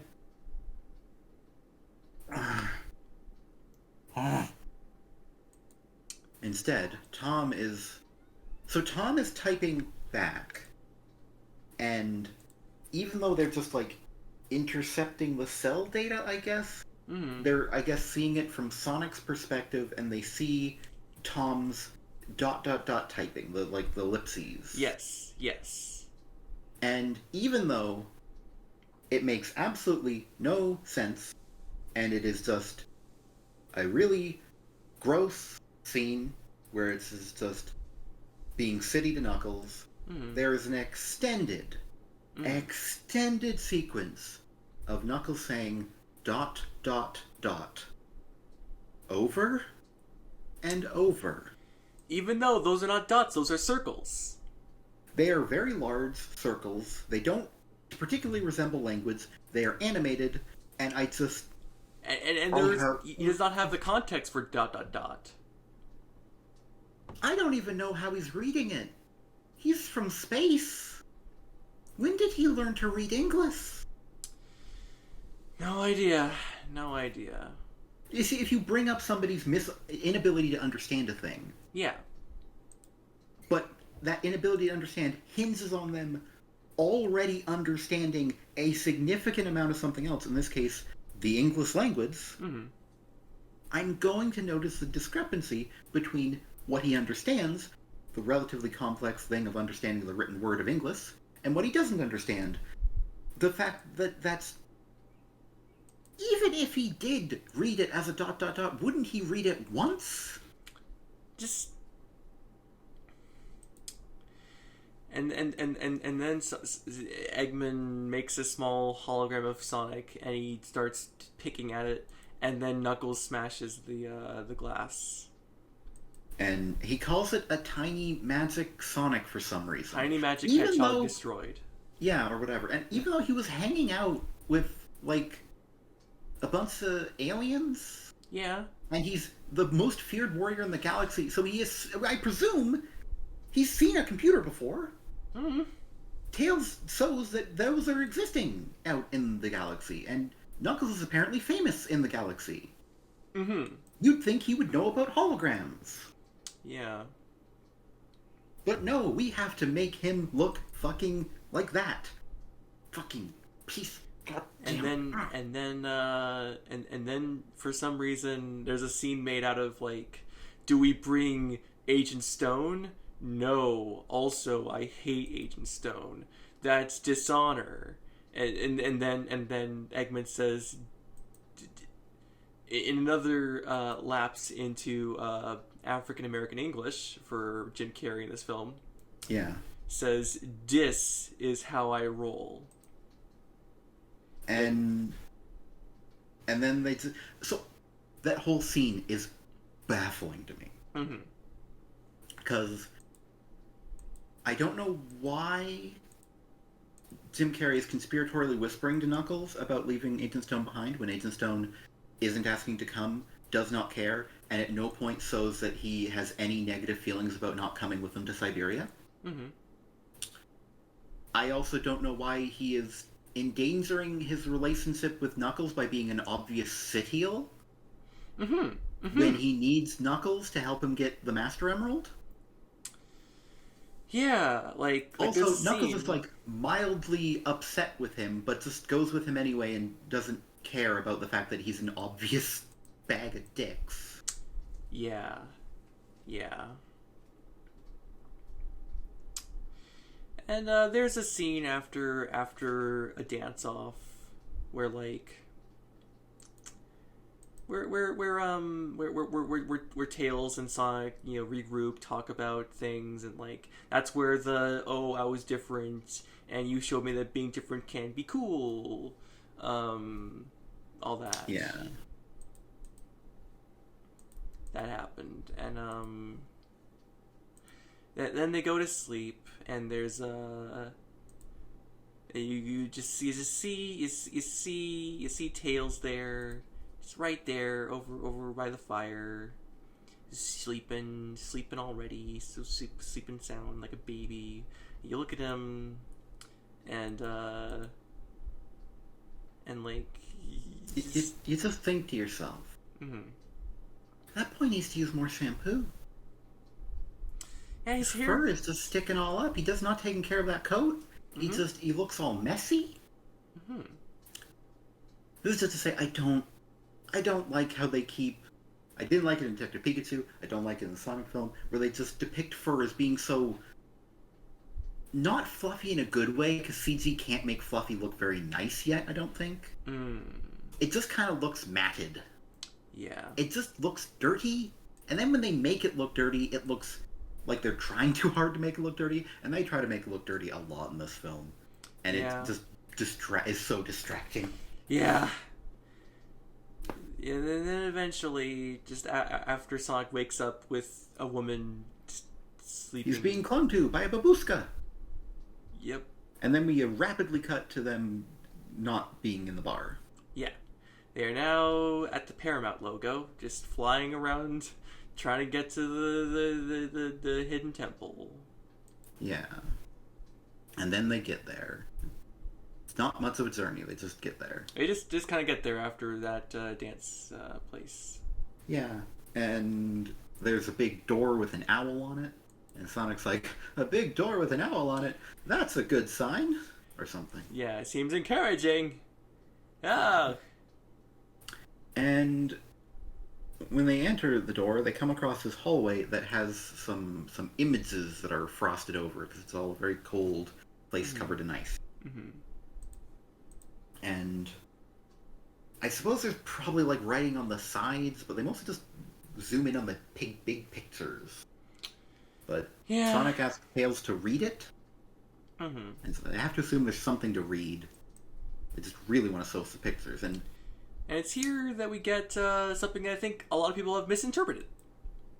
Yeah, so, okay, here's the thing. When I read about this movie, because I didn't care about spoilers, because I didn't expect I was going to like it, and I didn't. It was better than I thought it would be, but you know. In some ways. Mm-hmm. Not because it was bad. So, I read that the movie said that the Echidnas created the Chaos Emeralds and then put them together to make the Master Emerald. Which, everything I heard that, I just felt like, that seems like a lot of steps. First you make 7 gems that represent ultimate power, and then you stick them together. That's just a lot of steps. And then you stick them in you. Like, especially when Sonic, you know, in the film, he just sticks later the 7 emeralds inside himself without needing the Master Emerald. So it's like, what's all this? But that's not what the film said. No, in the sequence that has actually properly sized Chaos Emeralds for once. Yeah, also, in this, like, sort of artistic, like, cave mural-looking sequence, we see 7 Echidnas holding 7 Chaos Emeralds that look as big as they do in the games, rather than at the end, where they're, like... Little baby Chaos Emeralds. They're so tiny, they're, like, smaller than billiard balls. But ages ago, Tails reads from the pictures, and a fearsome group of warriors known as the Echidnas, and I think people got to this part and like stopped listening, forged the 7 Chaos Emeralds. There's no period there, because there's another line. There's another line. So the Echidnas forged the 7 Chaos Emeralds into the most unstoppable weapon ever created. Which Sonic comments is the Master Emerald. Yes. And I would just like to point out that the Chaos Emeralds were not referenced before in this movie. This is the first time they're talked about, and there is no dialogue, no backstory, no anything dedicated to, so what's a Chaos Emerald? Because we'd only heard about the Master Emerald, and it doesn't actually mention where the Chaos Emeralds came from, how the Echidnas had them. We just know they had the 7 Chaos Emeralds, and they put them together, and for some reason, that turned into the Master Emerald. Which is, of course, not how it works in the games, but also, it's not how it was described to me either. Because there is nothing in the film that says that they made the Chaos Emeralds, or in fact, there's nothing in the film that says anything about the Chaos Emeralds. Yeah. They're there, but Sonic doesn't comment on the fact that there are now Chaos Emeralds. Tails doesn't comment on the fact that we're now being told there are Chaos Emeralds. No one does. No one mentions the Chaos Emeralds, I think. I don't think anyone even mentions the Chaos Emeralds after this point. Yeah. They're there inside the Master Emerald until they aren't. But, like, they're just suddenly presented and then no one talks about it. They're not even like a witty comment or an attempt at a witty comment or a joke from Sonic. He just passively accepts it. But anyway, there's more backstory I just wanted to point out. That. The power could defeat whole armies. We see like an image of like a very generic looking... A single warrior. Yeah. Yeah. There's a big, scary looking echidna who's all green, and he throws lightning bolts at a bunch of men in armor, bunch of Shovel Knights, and then... Yeah. Then, Oh, that one from Felicia. Thank you.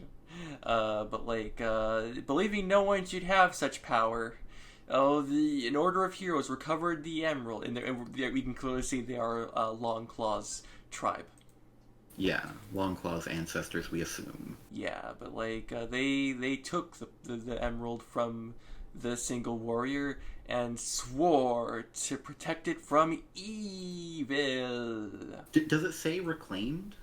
Not reclaimed. No? No, I just had that word even though it wasn't there. Okay. But no one shouted. Our heroes recovered the emerald. Recovered? That's not better. It wasn't yours in the first place. You can't recover it. Listen, owls, they made that.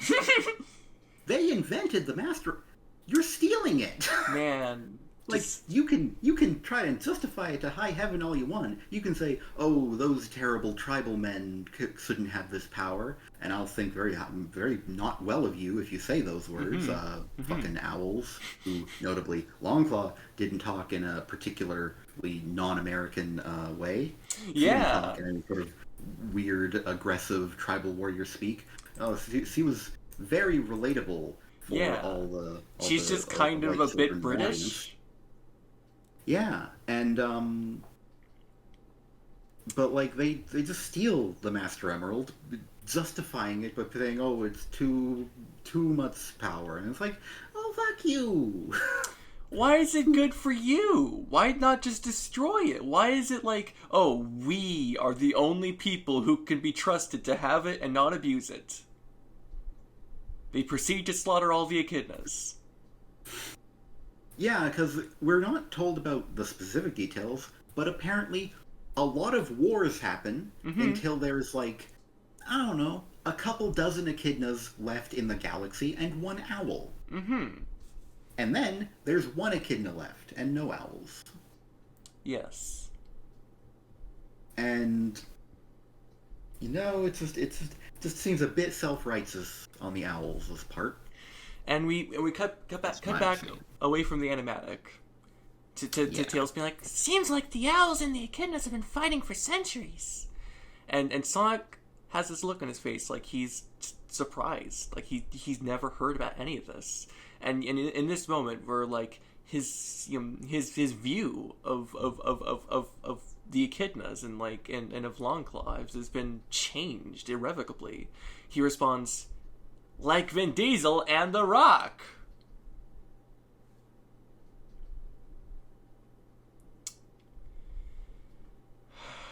And I don't. It's not very good. I have no words. they eventually get into an area that has a giant owl in it. It's a big old owl statue. Owl. And on Sonic's map, there's a secret passcode for the owl statue's plinth. And he spins some things. Yeah.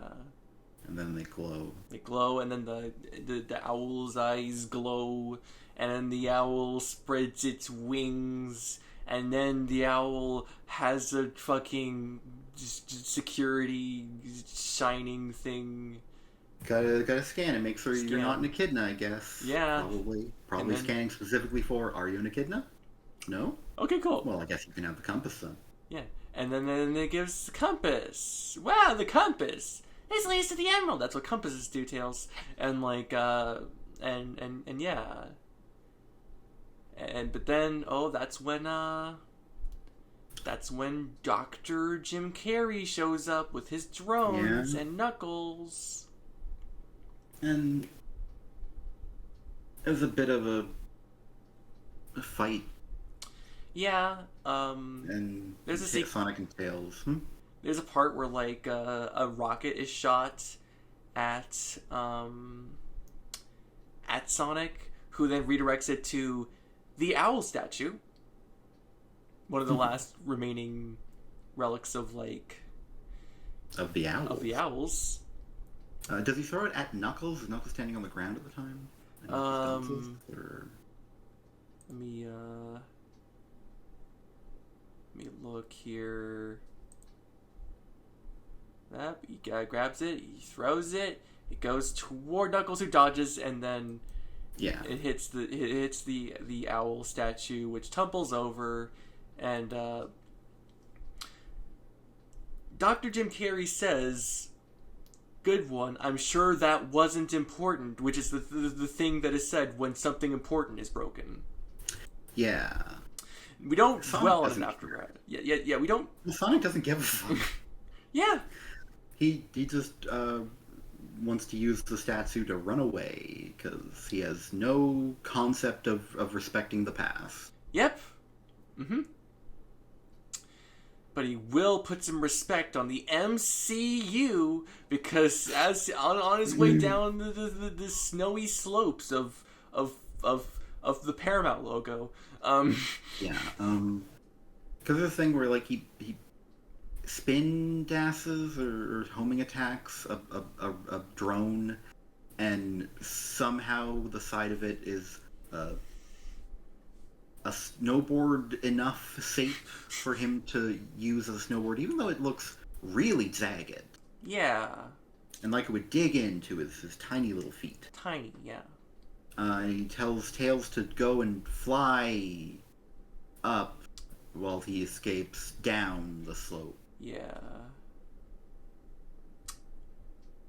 And eventually Knuckles, apparently having seen Sonic's little clever trick, just smashes one of Robotnik's drones and gets his own snowboard, I guess. Yeah. But he at least is wearing thick boots that would allow the shrapnel to penetrate deeper into the boot before it cuts his feet open. Thank God. So then there's like this fucking slow-mo sequence with music that just is not very impressive. Yeah, I got the feeling I was supposed to be impressed when Sonic's like jumping between laser beams and a song I don't know is playing. Yeah. And he's doing a lot of poses and talking about how impressive he is or whatever.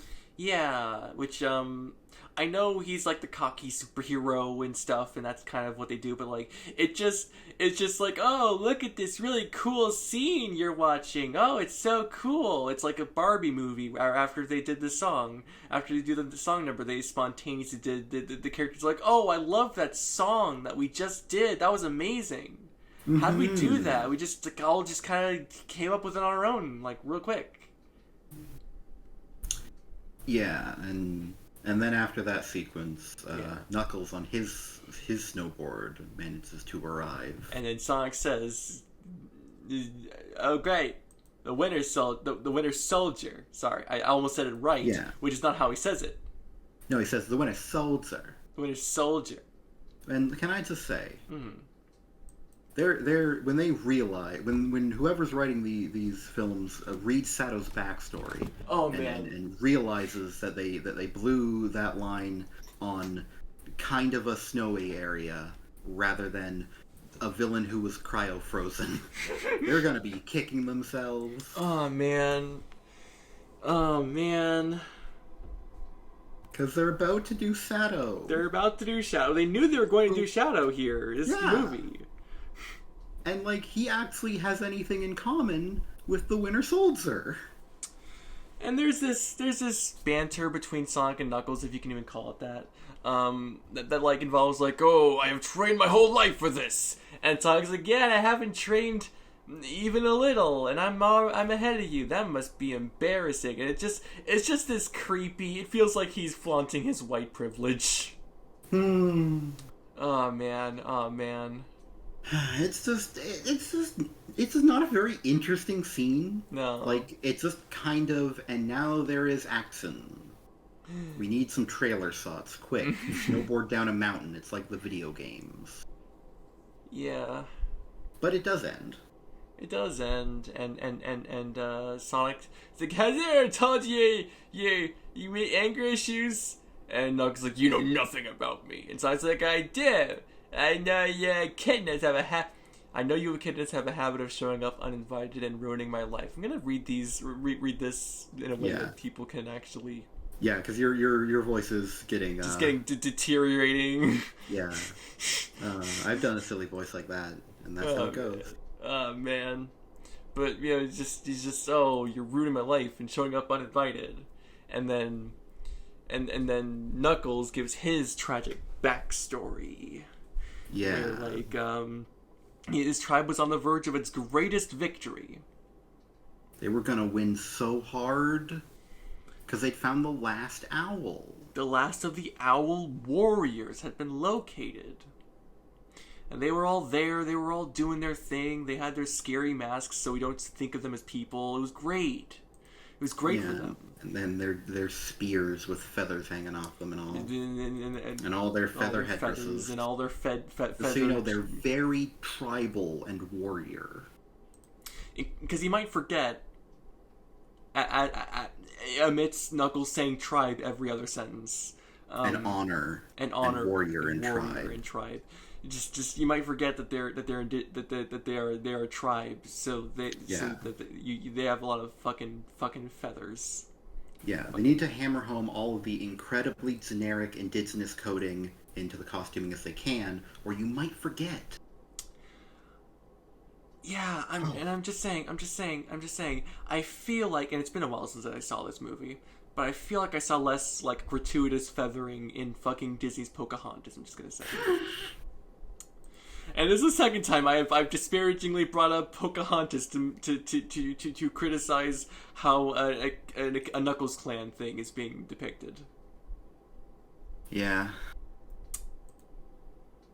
Except that was Sonic Adventure, where there is one good echidna in Tikal, and presumably some others, maybe. She has like a grandmother. Yeah, I guess the one good echidna this time is Knuckles. Because there is no Tikal. Yep. Anyway, Knuckles wanted to go to fight the final war battle against the last owl. Yeah, he's like, oh, I want to make owls extinct, Daddy.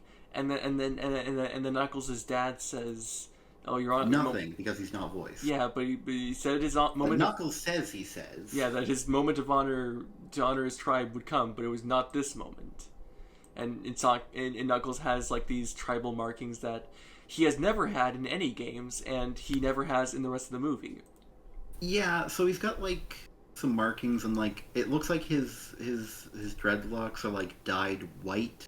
Yeah. When I think those were meant to be like wrappings. Yeah. They've always been depicted, like when Tikal gets rendered in HD, she's depicted as like having her locks like wrapped up in white cloth. It's how it looks in the 2D art anyway. Yeah, and don't know why they didn't go for that, because that's what it actually, that's what they actually did in the games. But yeah. And then Knuckles says, "I never saw him after that day," and Yeah. Sonic is like, "We both lost everything that day," implying that they were very comparably aged. But anyway, I mean, it was the same day. Mm-hmm. Because now we've seen that day from both their perspectives. Yeah. Sonic saw the only person he ever knew, I guess, die, or almost die in front of him. Yeah. And Knuckles watched everyone walk away and never got any closer. Yep. And Which is really, it really sucks when you don't even get closer. yeah. Like, it's not as traumatic as seeing the people you love dying in front of you. But it just sucks. But it's also just like, and then I never saw them again. Mm-hmm. Mm-hmm. And he just kind of has to assume that Longclaw killed them all. As we do. Which, you know, yeah, but for us, it's more absurd, because we saw Longclaw, and C was in no position to kill them all, so I don't know what the fuck happened. Oh, no, But yeah. as far as Knuckles knows, C could have had, like, weapons or a big fortress. Yeah, and then, because, like, she's, like, watching Sonic leave, like, while having spread her wings to make herself an owl's shield for Sonic, to keep them from getting to Sonic. Yeah. And then while, like, just a ton of Echidna are charging her. And apparently she just fucks shit up after that. She's just waiting for the kid to be gone before she gets the murder on. Opens a can of whoop ass. just the fucking most brutal ass whooping you ever fucking seen. I mean, you know, again, just lying to Sonic, not letting him see just how much of a big old murderer she is. Yeah. That would tarnish her image in his head, and she'd feel bad as it goes. I think she would feel bad. So but now she can feel good, knowing that he never knew how awful she was. And he'll never seemingly consider it, because he just kind of glosses over whenever he learns about what the owls did. Yeah. But yeah, this is the like moment of Sonic and Knuckles almost connecting. If only Sonic actually spoke during his flashback instead of just letting us see it, and then he just kind of feels it. And Knuckles is like, "Well, you seem a bit sad right now." Yeah, like, Knuckles seems to be doubting his path because it feels to him like, oh, maybe this Sonic is not who I think he is, I guess. But then Tails fucks it up. Tails uses his contraptions to lightly tickle Knuckles with like... He surrounds him with an electrical rope? It's like, Sonic, you kid, just fucked up Knuckles! And Knuckles... because he's not one of us Americans, he calls Sonic a deceiver instead of a liar, because we need to remember that he is just not like us. Yeah. And yeah, he sees it as a betrayal, and so no progress gets made there. And Sonic says, "No, it wasn't a trick." And then Which, you know, in fairness to Knuckles not believing him, would you believe someone saying it's not a trick after you get tricked? It's like, yeah, I wasn't tricking you. My friend was doing that, but not because I wanted him to. You know, it's like, it's a tough sell. It's a tough sell. It's a tough sell. And there's a spot where, like, cause then Eggman shoots a rocket and it hits Tails. And Tails is asleep for a while, and Sonic's like, "Oh, Tails, wake up!" He's vaguely harmed because Eggman intercepts the compass. But instead of going after the compass, Sonic throws the compass at Tails so that Tails can catch it. But Eggman swoops in suddenly to grab it, and then missiles Tails to near death, vaguely. Yeah. And Knuckles notices that, oh, he went for the fox. I don't think he ever calls him Tails or learns his name. He just calls him the fox. He chose helping the fox over getting the compass. And Robotnik is like, "Of course he did! New friend, same pathetic weakness." And there's like, and Knuckles just looks over at Dr. Jim Carrey. He's like, like with some suspicion. and then just Don't kind look, of don't look for that suspicion later. yeah, because he just kind of goes with him for after that too. And is as fully betrayed as he can be when the betrayal obviously happens. And I hate that, like, they insert, like, these moments of, like, oh, Knuckles maybe doesn't believe him, only to have him act like he believed him fully, and act like there was any, like, even slight effort on Jim Carrey's part to deceive Knuckles. Yeah. Doesn't he literally say when Knuckles is beating up Sonic at Sonic's home in the beginning of the movie, like, oh, villainy feels so good, or whatever? Yeah, I noticed that line when we first watched it. And I was like it was like, Well, oh, diabolical. Standing next to Knuckles. He says like, it's always great when diabolical evil lives up to the hype, which I guess he was hoping Knuckles would take as him talking about Sonic, which he's saying that he is not living up to the hype. Knuckles is saying, and I do just want to say, they just completely dropped the fucking ball on, like, the entire story of, and it's not even a great story, but the story of Knuckles being deceived by Eggman. They really did. Because in Sonic 3 and Knuckles, that story, like, Eggman crashes on Angel Island, and he's like, oh, this dastardly Sonic the Hedgehog, he's been so harming me, and now he's coming with all the emeralds to harm you, and Sonic comes riding in, empowered by 7 Chaos Emeralds and Super Sonic, and it's like, he looks very suspicious. Yeah. And, like, in this version, Knuckles already has a grudge against Sonic, so he doesn't need that grudge to be established, but Eggman makes no efforts to pretend to be a good guy. Yeah. And, like, Knuckles is very obviously all about being good, and very generically being about honor, which... Yeah. You could write him better also, but, like...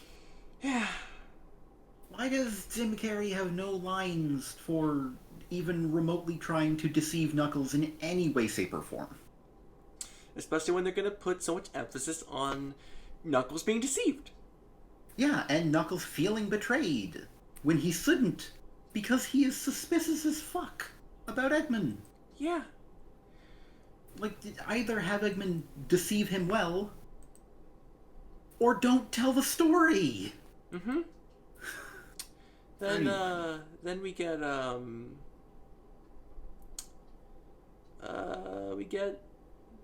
back to the wedding, which is happening now. Right, yeah, the wedding. Really wish we'd had any more build-up between Rachel and Randall. Yeah. Because it's mostly just, like, just Rachel and Tom. Tom and Randall. Tom and Randall. Yeah. A lot of Tom and Randall. Not a lot of Rachel and Randall. And Randall. You know, the bride and the groom and... Yeah. People getting married today. Mm-hmm. It's her big day. It's her big day, and just true to the spectacle of the day, her hot ass fiance Randall, just pays for like an airplane to fly with Rachel and Randall forever, written in a banner. Yeah, and that's where I learned his name was Randall. Me too. I think that's the first time we learned his name was Randall. Yeah, and his name gets brought up a lot after this. As we mentioned. Yes. But then Tom, his ringtone starts playing. Oh, it's playing Green Hill Zone. That's from Sonic the Hedgehog. They had to pay money for that to play. They had to pay money for that for that ringtone. Yeah, they did it just for that ringtone. Why wasn't it Emerald Hill? It's Sonic 2 after all. Yeah, like you'd think they'd do Emerald Hill. And in fact, I'm just gonna say, Emerald Hill would have fit better because it's got like a frantic pace. Like, cause Green Hill's like do do do do do do do. It's like this is the beautiful Green Hill Zone. Here we are. This is the calm before. As the game progresses, you get into more and more mechanical, just roboticized landscapes. But with Sonic 2. It's like bow bow bow bow do do do do do do do do do do, and it's like you know that whole it just feels like it's like oh this is really start after the intro, and then and just start with do do do do do do, and that's a ringtone. Yeah, and like and it would sound like kind of frantic, like oh we're getting your attention with this song, we're getting your attention, we're taking the attention away from the wedding. Yeah. And it would have just fit better. He gets a FaceTime call request. I still don't know what these are. Technology. Sonic calls him on FaceTime. He's like, that's what you say. Yeah, and he's like, oh, yes, thought that was on silent. And then he proceeds to not silence his phone. No, he just hangs up on the call, but doesn't silence his phone. And then... Which is good mm-hmm. for the plot, but you know, it's like... Yeah.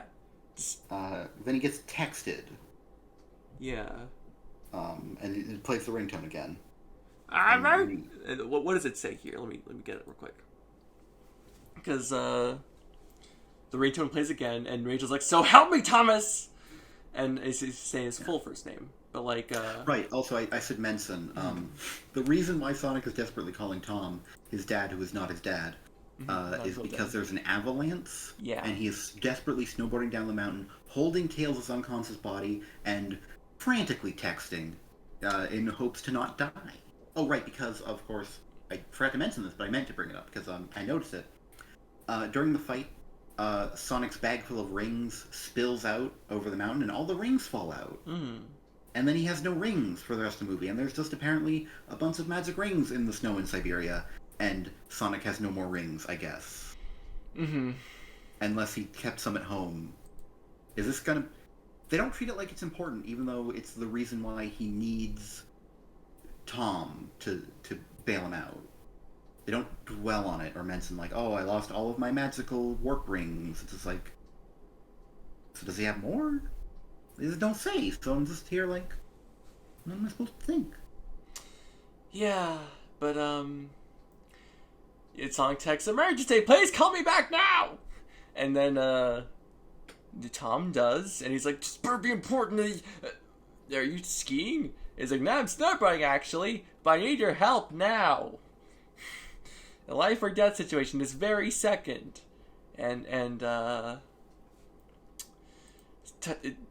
Poor James Marsden, he's doing about as well as he ever does when Sonic is on screen to properly convey that he is definitely seeing Sonic right now on his phone.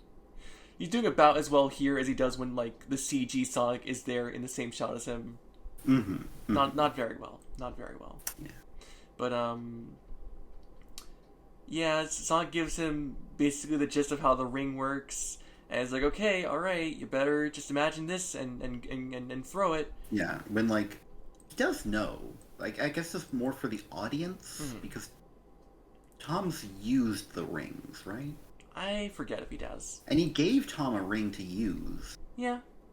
And he at least, I think, talked about the rings. Anyway. He throws the ring, and it does a little flip, and it's actually didn't work. 'Cause why? Because it's Rachel's ring. Oh!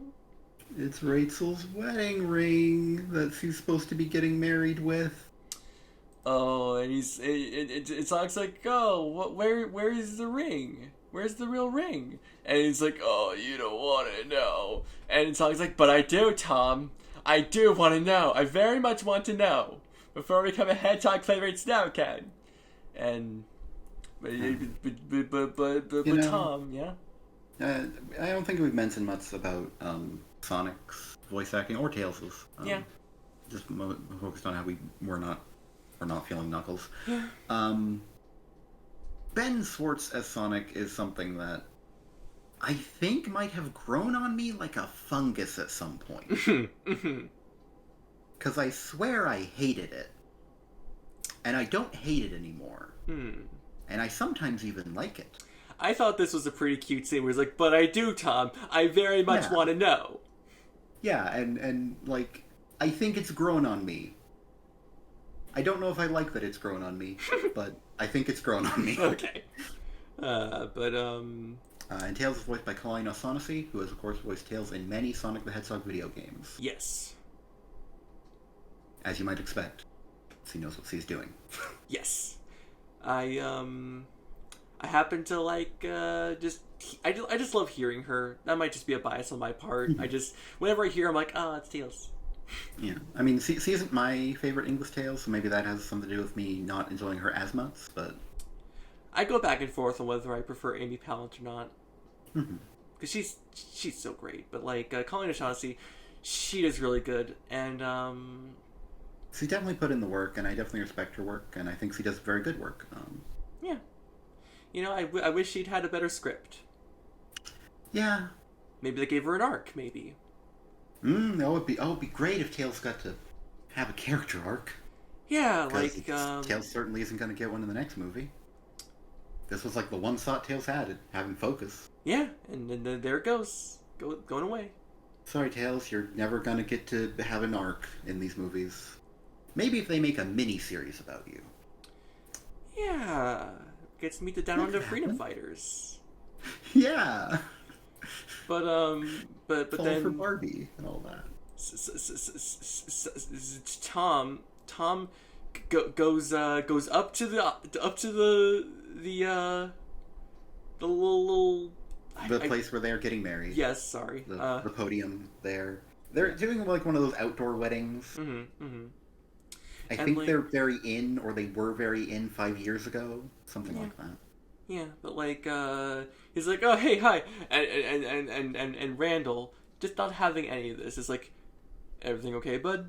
While Rachel, it has a look on her face that is to say she is going to kill Tom.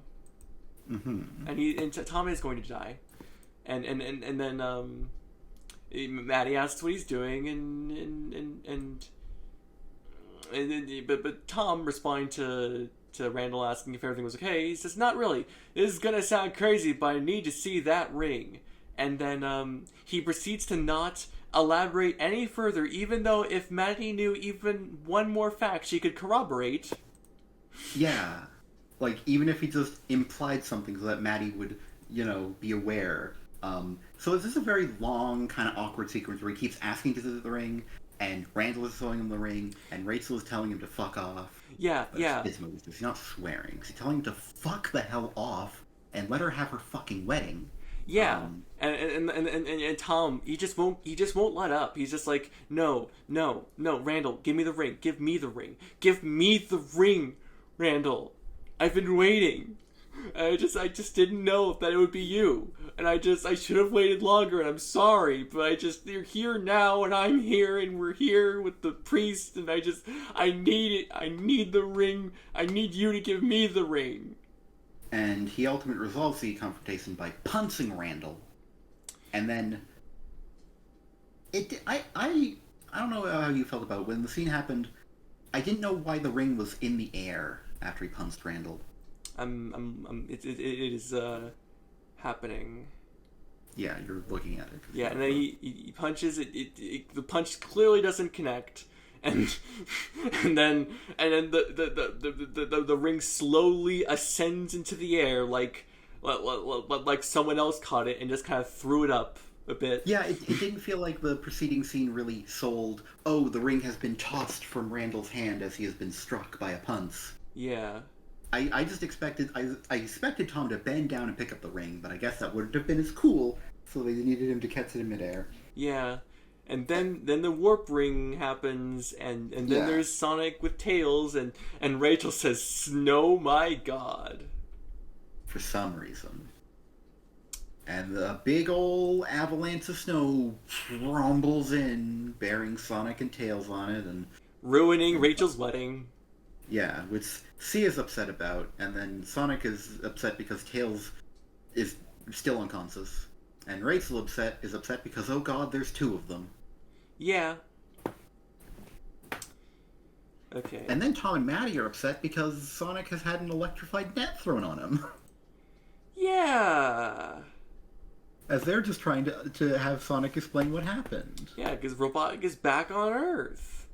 Yeah. And then, Manson mentioned that, and he's got a sidekick and all that.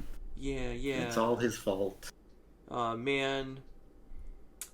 They don't even know who Tails is. Mm-hmm. Yeah, and then Electric Net. Yeah. And people pulling guns. All weirdly, all of Randall's friends, everyone Randall invited to the wedding, is armed. And I'm just... Rachel asks, Randall, why do all your friends have weapons? And then out from the beach strides that one military guy who never left much of an impression on me, but he tried to give Tom and Maddie a coupon to Olive Garden or something at the end of the first film. So they call him Olive Garden guy. Apparently I was supposed to be impressed by him. I wasn't, and I'm not. Yeah. And it's here that Randall reveals he was a cop the whole time. Yeah. Biggest strike against him, I tell you what. Biggest strike. You know? Specifically, he's an agent of GUN, which Olive Garden Man lets us all know that they didn't change the acronym. It's still Guardian Units of Nations. Mm-hmm. And they were pulling... I was honestly expecting to think to change it for the movie. I guess I just couldn't think of a different acronym for GUN. Guess so. But like they were doing Operation Catfish, which Rachel is very upset to hear. Yeah. And Randall starts to try and explain, but Rachel is pissed off and not hearing any of it, as I recall. Yeah, it just was the florist an agent? How about the photographer? And then she's like, "Is the woman who waxed my vagina?" But she doesn't say it in the movie. She just says my, and then gestures at her body. Yeah. You will see an agent? At the spa? Is JoJo an agent, she asks, about her daughter? Yeah, because he's just very stressed, I guess. Yeah. Then we cut to Zozo, who's like, "What?" And that's Zozo's last scene in the movie. And that's when Randall's like, "No, Rachel, listen to me." And Rachel's like, "I'm done listening." And now she's gonna fuck him up. And he's like, "I'm so sorry. I'm so sorry. I'm so sorry. I really am. I'm so sorry." And then they're caging up Sonic now. Yeah, something I noticed is that she says she's done listening, and then very shortly after demands an explanation. Which is an interesting writing choice. Yeah. And I guess it's just so that the Olive Garden Man can say more words, but Rachel doesn't get to know the real truth hidden behind the truth. Yes. And then but like fucking Rachel wants an explanation from the commander. Mm-hmm. And the commander's like, "Oh, Global Task Force was created after the incident in San Francisco, where the Guardian Units of Nations was reborn." And Rachel has a pretty decent reaction to this. Just, seriously? Gun, yeah. Gun? Gun, yeah. Yeah. This very plain old man might just be the commander that we're gonna get for the Shadow movie, which is not gonna go well if they keep him. If he can't dial it up to 11 for when he orders them to mobilize Diablon, I just don't know what I'm gonna do with myself. Yeah. He's only been dialing up to about a 6 so far, and I really need him to move that dial more and get some energy going, man. Yeah. And so Maddie tells... Or get a different man yeah. to mobilize Diablon. Someone's got to mobilize Diablon. Someone. My heart. Your heart. But... but like, the commander... Like, Maddie tells him that Robotnik is back, and he's like, "Oh, well. Okay." And then that's when... Well, he disbelieves it, I believe. Yeah, right? But then he says, like, Robotnik might be in play. Like, in his radio. Oh, right, yeah. And it just seems very like, oh, well, hey, might be Robotnik. Quietly save face here. Robotnik might be back. But now the girls are on a mission. Yeah, so Tom, Sonic, and Tails all get dragged away. Also, Ryan writes in chat, Diablo needs like a 12 out of 10. Thank you, Ryan. Sonic and Tails are in cages, and both unconscious now. Mm. And Tom is just being very angrily drug off. Is it because he tried to stop them? I guess. And since Maddie was less openly belligerent, she does not get drug off. Guess so. Rachel was belligerent, but about the wedding. Yeah. So you don't drag someone off for that. It's like you allow a woman to be angry about her wedding. Like, yeah, come on. I mean, they find out what happens when you scorn a bride. Yeah. But yeah, they're working out their game plan. Maddie and Rachel. Yeah. So I believe Maddie picks up Tails' backpack that I don't think he had at any point. Yeah. JoJo hands it to her. Where did that go? Was that there? He had it in some scenes. I forget if he had it like in the lead up to this. Anyway, there's a backpack and it's filled with Tails' many varied and vague inventions that can basically just do whatever the writers need them to do it at the time. Yeah. And now Maddie and Rachel have those many vague and varied inventions, and they're gonna bust Sonic and Tails and Tom out.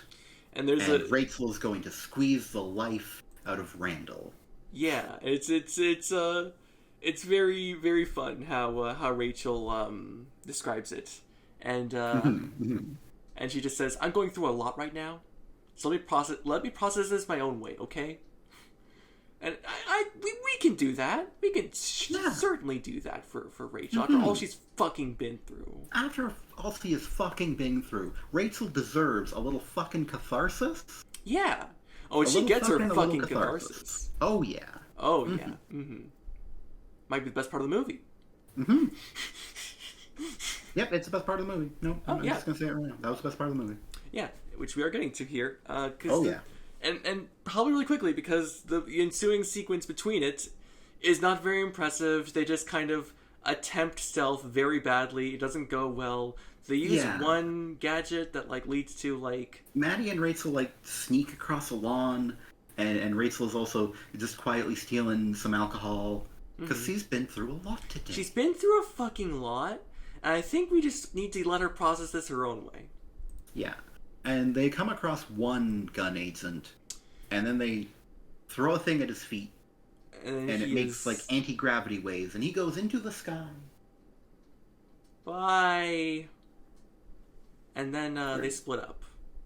Yeah, there's a brief question of, will he come back down? Who knows? He does later, but... And they have like this like secret handshake where they like where like they just high five twice and then kind of finger guns at each other. Maddie and Rachel. Because they're sisters. They're sisters. It's actually, yeah. I've never had a secret handshake in my life. I mean, granted, I have memory issues, so I'd never remember it, but, you know, no one's ever tried to have one with me. So I can never relate to that. I don't know how common it actually is. Yeah, but, they split up. Yeah. Maddie gets immediately caught. Just immediately. So, the thing is, Maddie is like, I'm gonna go rescue Sonic and Tom. Mm-hmm. And then Rachel's like, and I'm gonna go find Randall. And I'm not sure why. Yeah. Like, she needs to be going to find Randall for the good scene later. Yeah. But it just seems weird that she's come to sneak this far in. Yeah. And now this...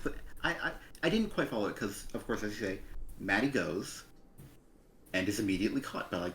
She tried the front door, and they all were expecting her.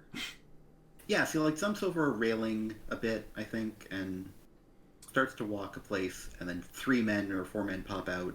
Then she tries to backtrack, and then another man pops out. Yeah, and then, oh, what's this? Something comes to help her, and it's a boomerang! A glowing yellow shape that eventually resolves to a boomerang hits all of the men, apparently knocking them unconscious. and then returns to Rachel's hand? Who says, I did not mean to do that. You also didn't mean to be in the scene, Rachel. You just left. Why are you here? What?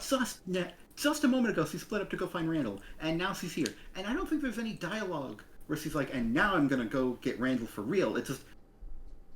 Yeah. Did we just end the scene? She just says woo, and then they keep going but their merry way. Yeah, and I don't know why that was like that. I don't know why. why... She leaves, and then is suddenly back to save the day, and then leaves again immediately. Yeah, but then we cut to Randall, just looking at that ring again. And just clearly not happy. Not happy, no. And he looks at the ice sculpture of them. And Commander Olive Garden asks, something bothering you, Agent? And he just says, I just feel guilty about what I did to Rachel, sir. And in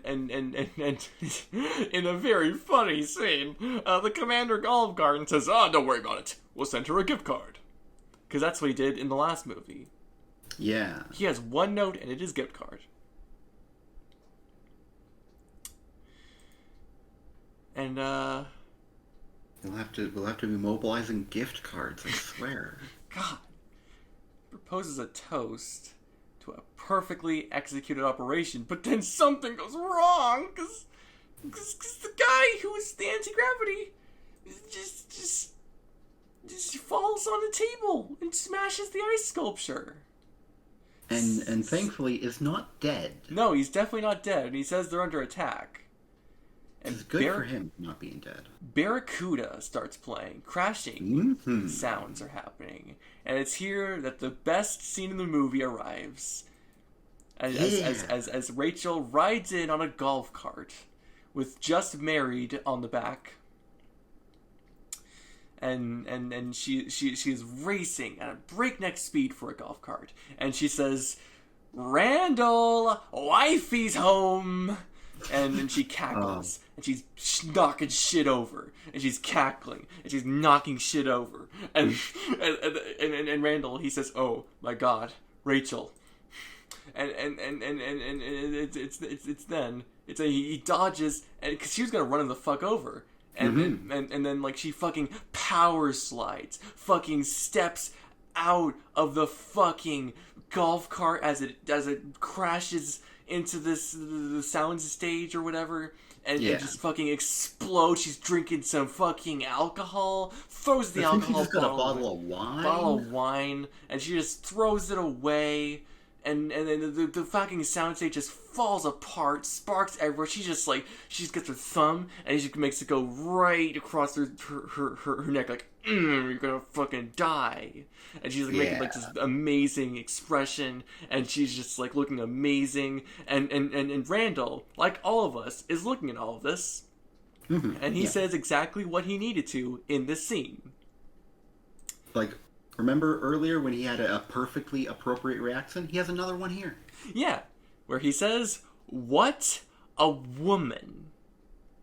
What a woman. And he is right. Absolutely. God. If he didn't say it, I was going to say it. And if y'all didn't say it, I was going to say it. Someone had to say it.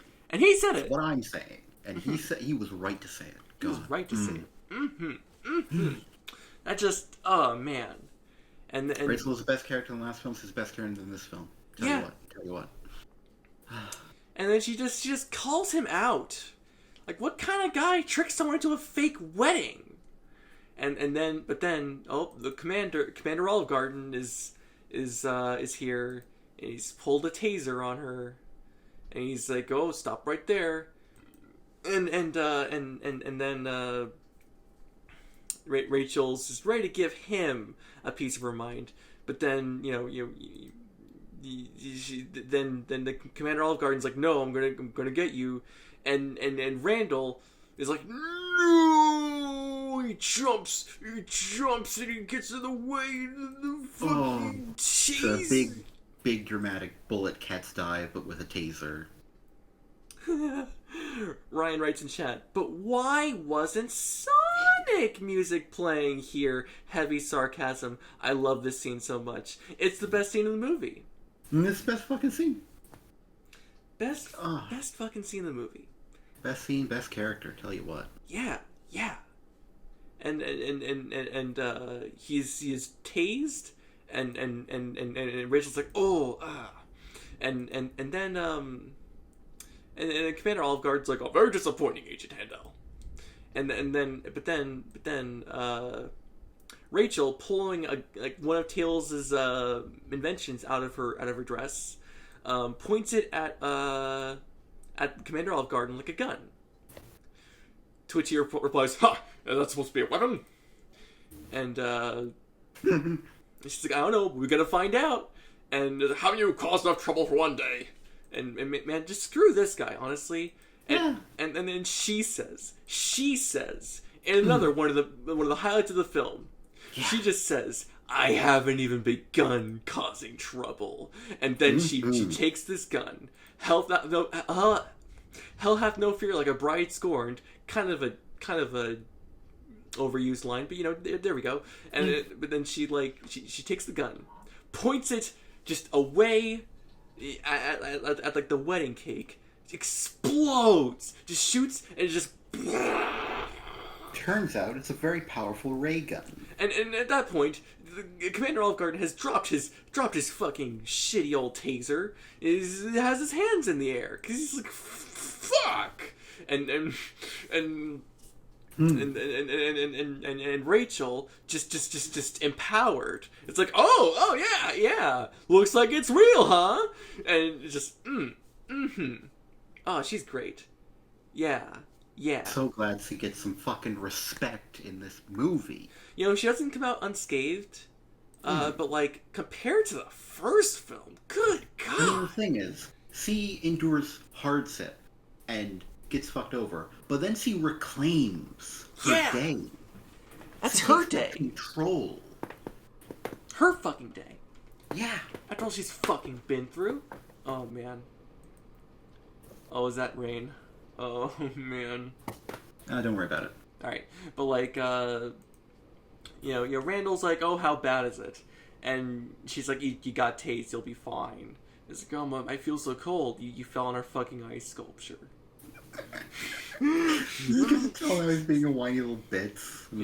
But then he meaningfully just looks over at like the severed head of his part of the sculpture, and she asks him, "Just tell me the truth for once.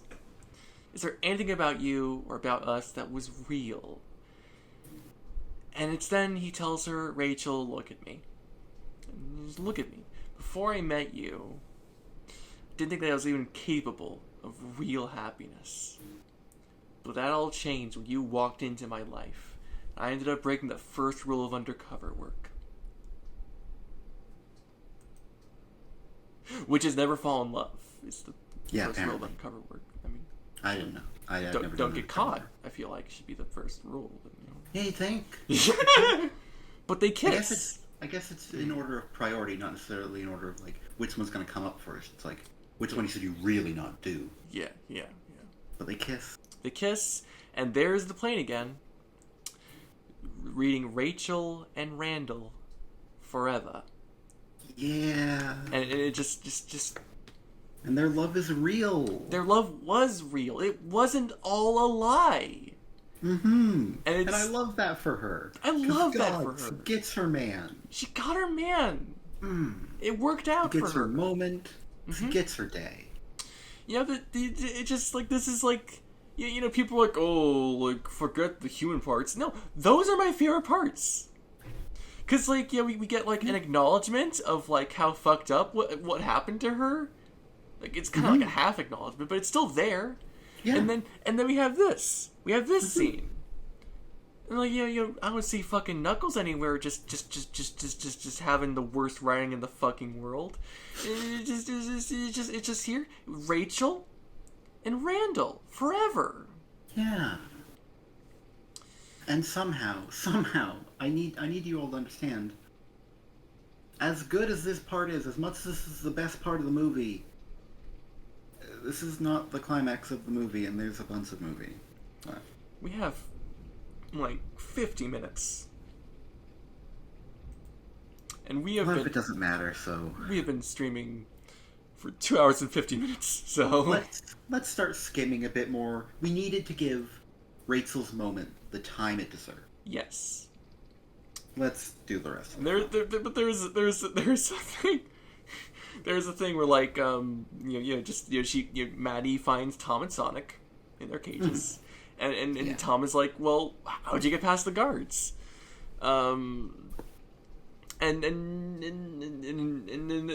Maddie says, like, well, you had some gadgets because that little fox is into some crazy stuff, she says. Why? And why that line? But, oh man. Why was this line? Why this line? Why this and the watching the bubble bath? Oh god, that's the same movie. Oh no. Oh. I'm not the one bringing this up. That's the movie. That's the movie doing that, not me. Why? Why though? This is movie. It's weird. It's just weird. Probably still 8. He's, according to Wikipedia, he's 11. But there's no citation for that. Anyway. Yeah. Anyway. Wikipedia's nonsense anyway. Yeah. But we get back to Knuckles and Eggman, and they put the compass in the ground, and then it makes a beam happen in the sky, and then a hidden temple works. Yeah. I don't think we see the hidden temple yet. We see it when Sonic sees it later, but yeah, but like a little fucking thing in the sky, a beam in the sky happens. Yeah, and Sonic can see that from Hawaii. Yeah. And Sonic starts making a big deal about like it's very far away, and he has to be very fast to get it, and it doesn't like look that far away. No, it was pretty. Like the beam, it doesn't look like I don't know. I feel like he just ran and got a boat, maybe. Yeah. Get there pretty good. Yeah. But no, he must leave Tails and do it on his own because he's the reason Tails got hurt, and so he has to go alone so that no one else will be hurt. Because that's responsibility going in over your head. Yeah, that's what it's all about. And everyone tells him not to. And he doesn't listen. Because he still has some growing up to do. Yes. I was about to say one day he'll grow up, but no. He'll be growing up every movie, and he'll have lessons to learn every movie, and he'll never, like, actually mature, because it's a fucking franchise film. And it's right as Sonic leaves, the Tail's like, Sonic, wait! Oh, fuck! And he passes out again. Yeah. And we just kind of leave Tom and Maddie and Tails and don't come back to them. We just, Tails shows up later. Yeah. And there's... I wonder if there's a deleted scene there. I wonder that about a lot of moments in the movie, but you know. Yeah. Doesn't quite pass out, he just kind of like falls over. Yeah. And it's at this point that Tom and Maddie go to Commander Olive Garden, and they're like, you believe us now? Do you believe us now, Gun Commander, so we could be aligned with the U.S. government again? And he's like, yeah, you can be aligned with the U.S. government again. And so now they're gonna have them be on a helicopter and shit. Mm-hmm. But yeah, we get back to Wade. Yeah. We can skip so much of this. Yeah, the parts with Wade literally have no bearing on it. He just sews up. Mm-hmm. He goofs around. It's lovable cop man. It's like, fuck off. Hands in the air. Wiggle your digits. Like you just finished a big musical number. And then he does it like that. Honestly, I haven't been feeling Agent Stone at all. I felt like he's been very bland. But in this moment, where he is just not having anything with Wade, I feel him. Because I hate Wade too. And he's just staring at Wade like he is just as confused why Wade is saying these words as I am. Yeah. And that doesn't make the script better. No. But it does make me feel a little better.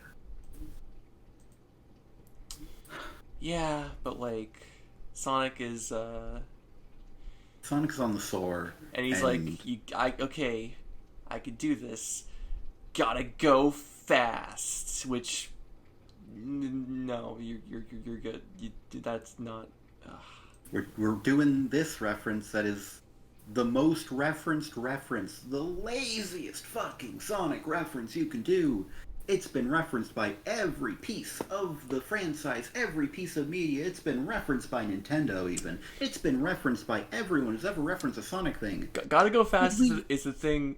Gotta go fast is the thing that people who don't know Sonic say, and no one is gonna call that out because it's a big important movie, and this is making Sonic more important. So we need to like this. It's like, come on, that phrase has been done to death. Mm-hmm. It was done to death because people found it annoying. Mm-hmm. And now I find it annoying because people won't stop. I liked that. You can theme say song. other words. Mm-hmm. And Wow. Ryan in chat writes, "I fucking hate Wade and his awful light on his cop head." And Yep. and then also, but it's cool now, right? Right? Please, in quotation marks. So it's not Ryan saying it. It's Yeah, and it's like it's not like it doesn't mean anything. It's not cool. It's just Sonic saying it. And so Sonic goes out into the ocean, running on water, and there's waves. And waves make it really hard to run on water, and then he drowns, and the credits roll. Oh wait, he wakes up on the beach. Yeah, he wakes up on the beach. So It happens for a while, but like it's just him running on water and having a bad time with it. yeah. He wakes up. There's the beam in the fucking sky. There's the fucking hidden temple shown before our eyes. And it's here we see, we cut to Knuckles and Dr. Eggman, with traps just getting set off by at every moment. Yeah, Robotnik's drones are getting fucked up by spikes and spears and whatever. And they are, they're trying not to be killed, and like, there's a ball and they run away from it, and then Eggman declares that he doesn't want to die like this. It's derivative. Yeah, but then he also says that he's figured it out, that the traps happen every 7 seconds. Then a trap happens slightly early. Yeah. Because that's ridiculous. The traps happen when you make them, you're walking into them. Yeah. Obviously. Yeah. And then, even though we started the scene in the midst of traps going off, with no indication of how they got into the situation beyond being here, Knuckles starts to move forward, and Robotnik sides him for rushing forward, and is like, "I will make us be not killed." And Can we be a little more mindful of our surroundings? Ugh, and I just hate him. And he sends a little mapping drone, which starts mapping way more than it can map, because it starts mapping like multiple hallways, even though it's one little drone. And yeah. Like, he didn't send a swarm of little drones. No. He sent one. It can do one hallway at a time. Yeah. I know how computers work. And just light. Yeah. Sonic is fast on their tail, and he does actually is actually if you know the games, you'll know very well how this works, because it's like a Sonic the Hedgehog level here in this hidden temple. And the main thing you gotta remember for a Sonic level is you gotta go as fast as you possibly can at every single moment, and then you'll just outrun all the obstacles. That's how I used to play Sonic games, and that's why I couldn't beat Sonic CD as a child.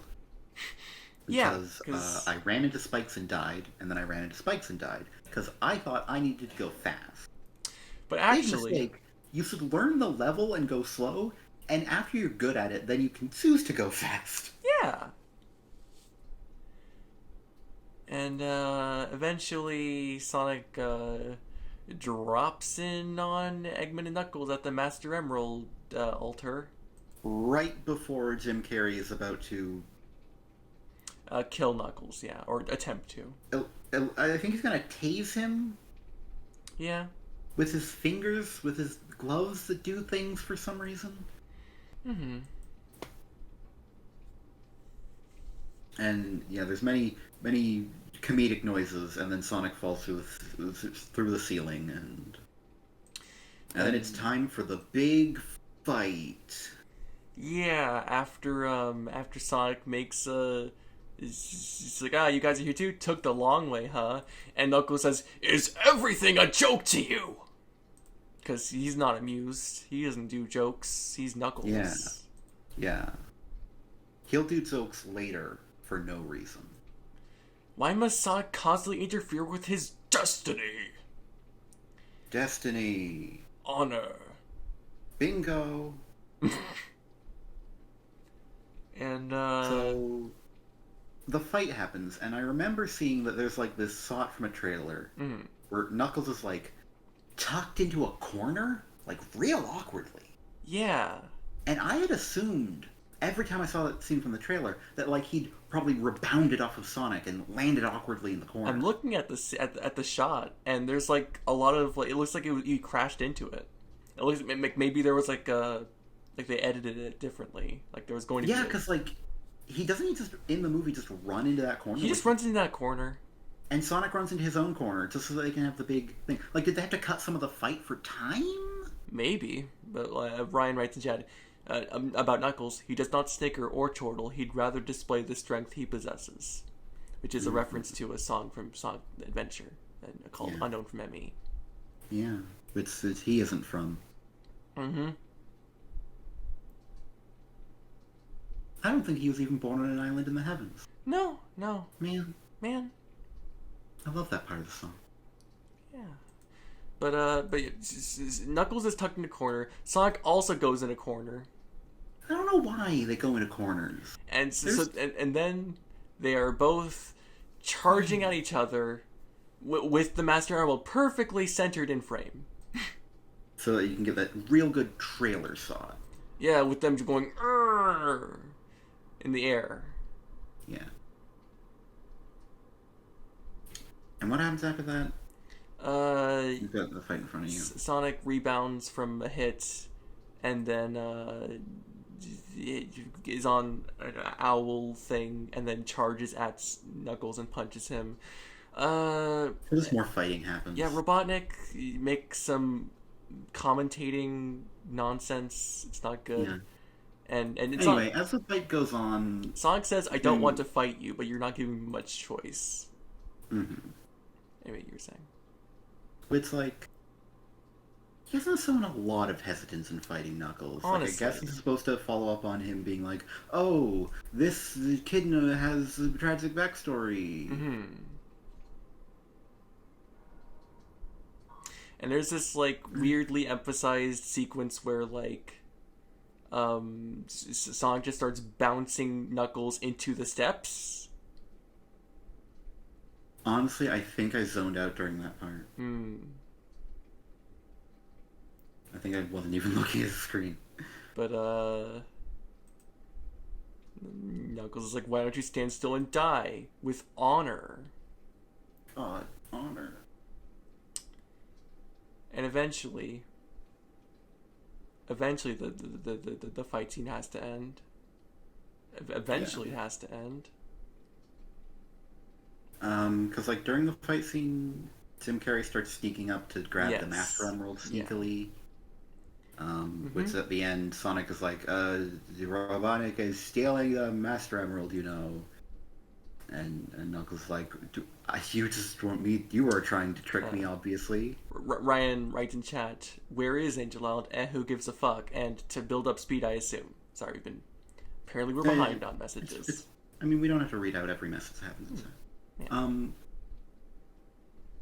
You know, Knuckles, of course, disbelieves because Sonic's literally asking him to look the other way during a fight. Mm-hmm. But Sonic insists, and Knuckles does look. And Robotnik is trying to steal the Master Emerald. He's even saying, "Mine!" while, like, slowly just reaching to it, right as Knuckles is looking over. Mm-hmm. Just so that we're really clear, Robotnik is a bad man who is betraying Knuckles, the Echidna. And did you get that, children? Yeah. Good. It's here where Knuckles confusingly says, "But I trusted you. You were my friend." Which is not what happened. No, he clearly distrusted him on multiple occasions. And the only one who called them friends was Robotnik, and Knuckles seemed completely uninterested at the time. yeah, And only considered him an ally of convenience at that time. yes, And hadn't even entered their more formal partnership that happened in a later scene. mm-hmm. And then from their more formal partnership, Eggman is incredibly hostile and antagonistic, and Knuckles doesn't give a shit about Eggman at any point. So the whole being offended by the betrayal just doesn't work for me. Yeah.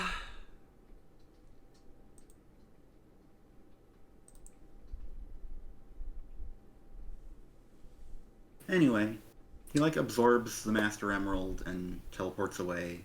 Chaos Control probably, and the temple starts to collapse. He says chaos is power. For reasons that don't actually make sense. He doesn't know about the Chaos Emeralds. No. I guess Master is power, which does sound weird. We haven't really talked about why the Master Emerald is strong. He doesn't know. He just knows that it is powerful. Mm-hmm. Really, it would have sucked for him if it wasn't just very easy, apparently, to absorb into your body. Yeah. Because he doesn't know how it works. He literally said earlier, I remember, that he was like, "Oh, it could power my machines." Mm-hmm. I didn't expect him to put it in himself. Yeah. That's typically not how, Eggman operates. And anyway. then debris falls, and Knuckles gets caught by some debris and then nearly drowns. Yeah, and Sonic has to go and save him, even though it's water and he just can't swim. Mm-hmm. And while he's trying to get the pillar off Knuckles, Knuckles wakes up, and then they push it off Knuckles together, and then Knuckles swims away, while Sonic almost drowns. Yeah. And then there's a long extended sequence of Sonic looking up and reaching out towards Knuckles as we see Knuckles swimming away. Yeah. And then does it just cut to them on the beach after that? With him pulling Sonic out? Eyes are slowly closing, and Knuckles is very far away, but then eventually Knuckles grabs his hand and then cut to the sand. Cut to the beach. And they have the beach scene, which I believe I referenced earlier about how it disappointed me. Yeah. Your Knuckles says that don't talk to me, I'm not in the mood. And I, you know what I thought of? Yeah. Knuckles the Echidna, issue 16. Oh yeah. Oh yeah. When Julie Sue doesn't listen and sits next to him anyway. Mm-hmm. What a good comic. What a bad movie. Oh yeah, movie set. Sonic throws sand at Knuckles for some reason. Yeah, I guess it's meant to be cute, but it just comes off as I don't even know how to feel about it because it just kind of happens. He just says, "Why did you save me? Why are you throwing sand at him to ask that, Sonic?" Yeah, and then Knuckles throws an impractical amount of sand from off screen, so you don't have to worry about how he picked it up. With his hands that are not large enough to do that. Yeah. And it's one of those cartoon logic things. Don't worry about it. Yeah. And they're covered in sand, and I hate how it looks. I mentioned that it when doesn't they look good. dirty, it looks bad, and it's like. Mm-hmm. It just looks disgusting. It's just because, the thing is, in real life, if you get a dog muddy and they got fur, and they got the mud in the fur, mm-hmm. It just kind of looks muddy. Yeah. It doesn't look like that. Mm-hmm. I grew up with dogs, a lot of dogs. Mm-hmm. I'm very used to how fur acts. I think that's why the CG stuff bugs me so much. I've seen animals and their fur in real life, and gosh, why you always do it like this? It's so gross looking. Mm-hmm. Mm-hmm. Anyway, but yeah, then Knuckles assumes that he was trying to that Sonic saved him for trying to get a tactical advantage he doesn't understand yet, and then Sonic's like, "No, I just couldn't let you die." And Knuckles is like, "Why? I've been trying to destroy you." And Sonic repeats, "Because being a hero isn't about taking care of yourself. It's about taking responsibility for other people." And Knuckles asks if that's an ancient Earth proverb. Which, would be so much more impactful if it was read in the original Klingon. But Sonic says it's a Wachowski family special. Which is, I believe, what Tom said when he said the same words earlier. It's not from Oprah. It's not an ancient Earth proverb. And there's a plane. And Tails says only Sonic the Hedgehog needs rescuing this much. He's rolling his eyes a little bit. But so I saw earlier the plane going by. Yeah. So I was like, is there any hint that that's the plane that because it is a red plane. It is a red biplane. Yeah, but I definitely noticed that there's like stars on this plane. Yeah. And is it the same? I'm not sure. Mm-hmm. I'm just not sure if I'm supposed to believe that Tails jacked the plane that had the banner on it, or not. Because it was a red plane. I was like, is it that? Is it that? And the movie never seemed to confirm it or deny it, so... Yeah. I'm just not sure if that's the plane? Probably? Because it was a red plane? And, again, I wonder if there was a deleted scene. It's at this point that, Sonic says, Knuckles, hey, we're not beat yet. And Knuckles says, back at the mountain, you said that you lost everything, just like I had. But you seem so hopeful and free. And how did you move forward despite failing? And Sonic says, I found a new family and friends. And I didn't do this all alone. I found a new family, new friends. Yeah. And you can too, Knuckles. If you just let go of all this ancient tribe stuff and be with us and do what we do, then you'd be so much happier. You don't have to be alone anymore. Just be like Sonic and don't respect the past even a little bit. Yeah. There's we return to Wade and Agent Stone. Agent Stone is done with Wade, so are we. We related to Agent Stone by default. Then Dr. Robotnik returns. This is the part of the movie I muted because I was so fucking done with listening to Jim Carrey, and I have no idea why he has this robot voice, so I remember this scene not very well, as I was just kind of reading the subtitles for a while. Yeah. Then, basically nothing happens that's important in that scene until we cut to outside where all the military and the police are here. There's tanks and cop cars. I'm not sure why they're here. Yeah. I did read actually today that apparently there was a deleted scene where Wade contacts Tom on the radio before entering the coffee shop. And I guess that's supposed to be why they know where to be. Yeah. And it's at this point... I only know point... about that because I accidentally learned about it. It's at this point that flying in on the SA-2 helicopter are Commander Olive Garden and Tom and Maddie. Not saving an SA-2 helicopter for the next movie which will have Sato in it. Yeah. Doing it now. Now. Anyway, there's a bunch of tanks and that helicopter, and all branded with gun logos. They say Z on them for gun. It's like gun. It's like the video games. Yeah, it stands for Guardian. Yeah. The other like Sonic. letters. Yeah, like the Guardian of the Master Emerald. Sonic the Hedgehog. Yeah. And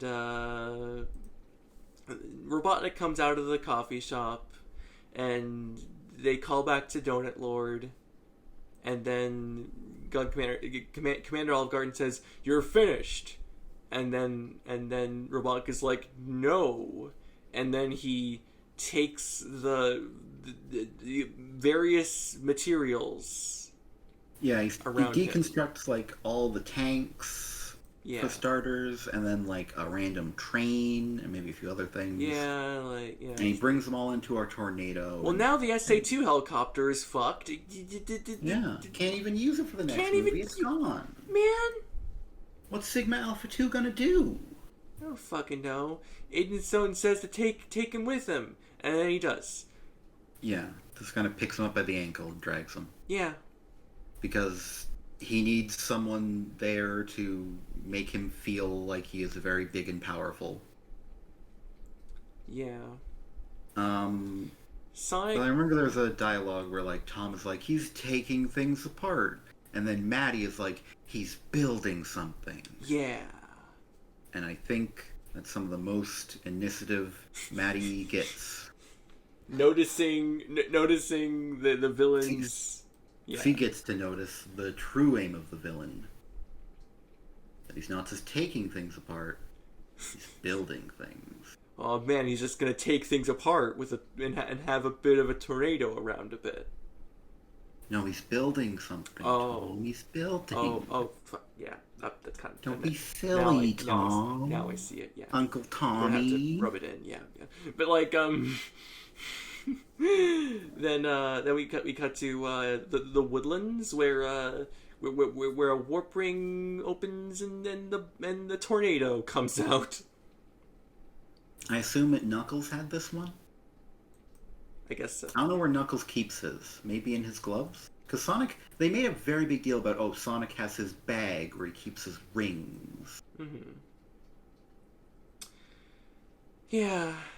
It's at this point that Tails asks Sonic, "Are you sure it was a good idea to bring Knuckles?" And then Sonic's like, "Well, Knuckles isn't really a bad guy. He's just a little mixed up."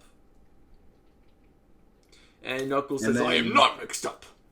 And because Knuckles is now our friend, he's a bit goofier. He's Drax. But like, he is Drax, isn't he? yeah. Oh, right, yeah. Except he is foreigner Drax, who we have to keep hammering home how he's just not used to us Americans and our American baseball. Because what does he say again? It reminded me of that scene in Guardians of the Galaxy where things flying over your head. No, I would catch it. Yeah. My instincts are too honed. But he's like, I'm not mixed up. I have steely focus, and I'm complex. That's a lot for some people. And like that's just very incongruous with the way he's been written so far. Yeah. Like he's more informal now. Yes. He's not as like uptight for no reason. Yeah. Like he has finally relaxed 1 inch of himself. And it's like it's just because he's on our side and they want him to be relatable now. Yeah. And it's like real obvious. And Tails like, I hope you're not still mad I hit you with that car. Fuck. and Knuckles is like, I was completely uninjured. And my revenge will come when you least expect it, Fox. I imagine I was meant to laugh. Yeah. And but the Death Egg robot is being constructed. Yeah. Eggman built the robot from Sonic 2, but way bigger. That's it. Yep. Also, the color scheme I think is muted probably because it looks pretty drab. Anyway, Sonic starts to tell plans. He's like, "Oh, here's what we're gonna do," and then Knuckles falls off the plane on purpose. Yeah. And then we get the scene from the trailer where Sonic is like, step 1, light taunting, step 2, I don't know. Yeah. And it goes like it does in the trailer. Yep. Missiles happen, they dodge them all, and it's like, wow, that was great. And then Sonic gets fucking beat by one missile. Yeah, and Tails was like, oh no, Sonic. Yeah. And right. This is the part that made me think, oh, that can't be the plane that had the banners on it. Because Tails during this part brings some guns out of his plane, and he starts shooting lasers from the plane. Right. And it's like, okay, so this is the tornado then. Just was here. How did he get it? He came alone without the tornado. Yeah. And it's just like, did he warp ring back home, grab his biplane, then come back? Did he spend the time where Sonic was going after the Master Emerald retrofitting the plane? Maybe. And we didn't see to see that happen? Yeah. I don't know. But anyway.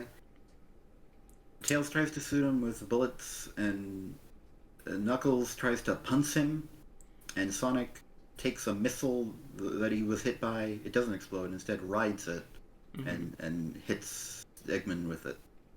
And it's here that they regroup. And he says, return to sender, which they put in the trailers when he grabbed the missile in the ice cave. Yeah. But it's actually from this scene. Yeah. And then Sonic, Tails, and Knuckles regroup. And it's there where Sonic gives them a pep talk about how it's got to be all of them together to defeat Robotnik. And that's they stand on a bit of rubble and have a hero pose. Yes. And Knuckles makes sure to say, so we make our stand here on the field of battle. Because that's what Worf says. Yeah, because honor. Honor. And they are together, and that's when we all like, yeah, we Sonic fans are enjoying seeing these three characters at once. Yeah, and Eggman launches a bunch of his drones and also buzz bombers, but instead of white and with red lights, they are all like dark gray with green lights because the Master Emerald. There's this gag about the word groin that's just not very impressive or funny or charming or anything. There's some fighting, and Sonic realizes that he is Eggman's weakness because he's really focused on defeating this tiny blue hedgehog who's defeated him before. So he acts as a distraction while Tails and Knuckles go to sneak up onto the robot. And the big robot chases Sonic for a while Tails and Knuckles are climbing on it, I assume. Yeah. Kind of off screen for a bit. And then Sonic very suddenly gets tired. Yeah. Did it feel sudden to you? I'm seeing it here. There's a point where like Tails is flying Knuckles, and Tails like, oh, you're heavy, and the Knuckles says, that's because I'm 1,000,000% muscle.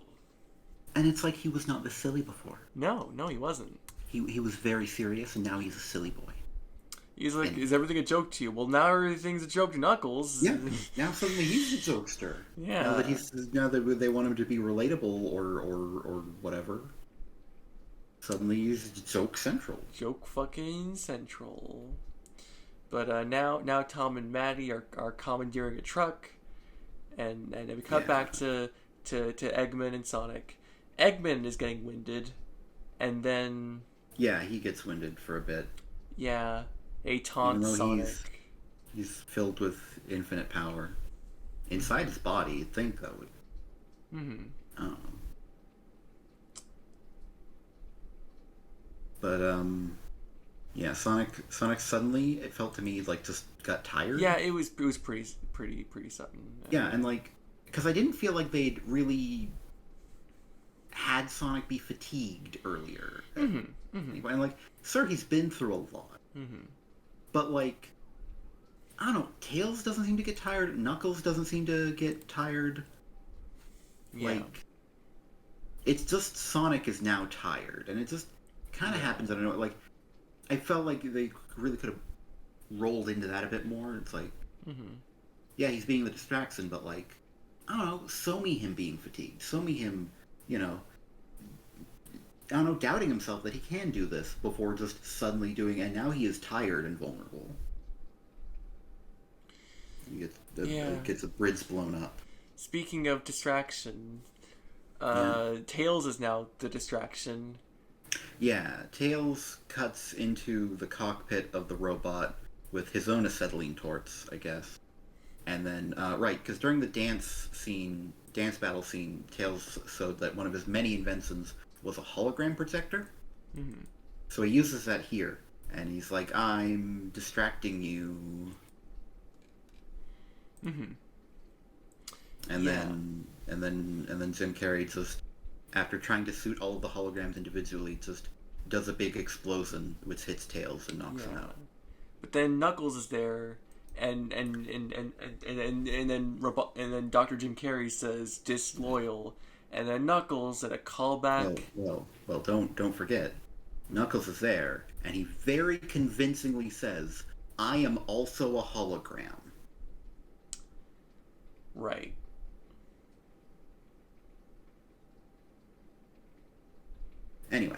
Anyway, he call back to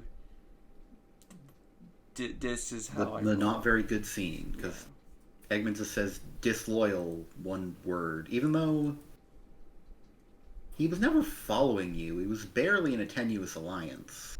Yeah. And then Knuckles says the same line, the one you just mentioned, and then he punches the Master Emerald out of Robotnik, and the whole robot falls over, and the emerald falls out of its eye, and Tails and Knuckles fall out. And then they fall over. Yeah. And... oh, man. Jim Carrey panics when he realizes he doesn't have the emerald anymore and activates emergency power. Mm-hmm. Sonic, meanwhile, sees the Master Emerald on the ground and starts crawling towards it. Mm-hmm. Tom and Maddie arrive in their car, and they keep Sonic from being squished to death under a big foot. Yes. The car, but then Jim Carrey uses his big robot to make the car get flipped over.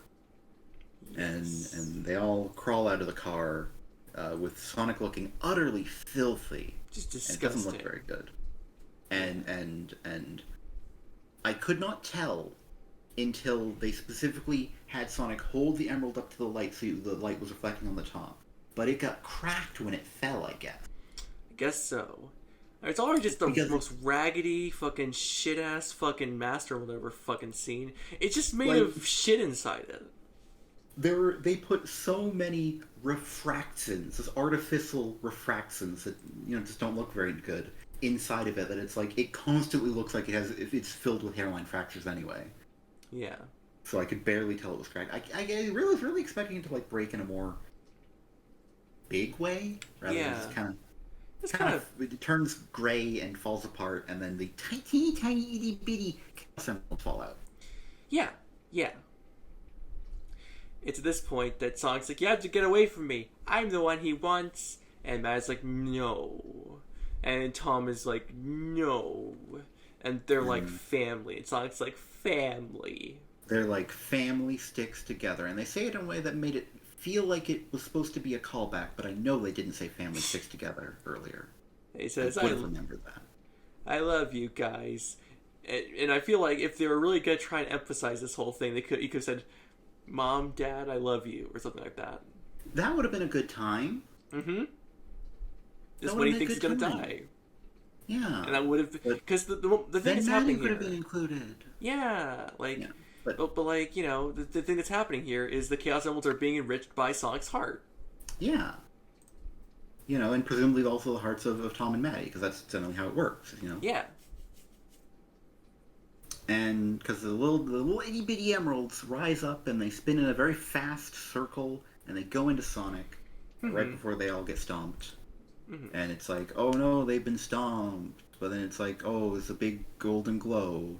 And there he is. He's Sonic. He looks like the fan mock-ups of movie Supersonic. Looks basically like what the fans drew. Mm-hmm. Doesn't look great. Doesn't look very good. And then he rises up, he cuts the top of the robot off, and there's more scene. Yeah, then there's some Eggman trying to sweet talk him. Let's let bygones be bygones, except not. Yeah, and then he has the robot try to swing its arm, and Sonic casually stops it with one hand, a bit like in that one scene in Sonic X, but Sonic X did it better. Yeah. And then he tries to do it with the other arm, but he stops that arm too, and just kind of blows that one up. The other arm got blown up at some point. And then he goes. Way to retread that scene from Deadpool, Tim Miller. But he flies in and out of the robot a bunch, a lot like that scene from Sonic X again. Yeah. But Sonic X did better. And then he does the toe tap, like from Sonic's opening in Sonic 06. Notice how there's actually very little, like, original creativity happening here. Yeah, there's a lot of references I noticed. Mm-hmm. I noticed that this finale, this supersonic finale, is filled with a number of references.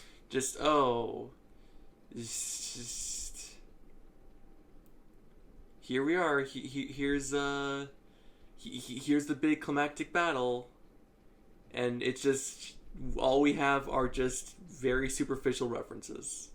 Yeah.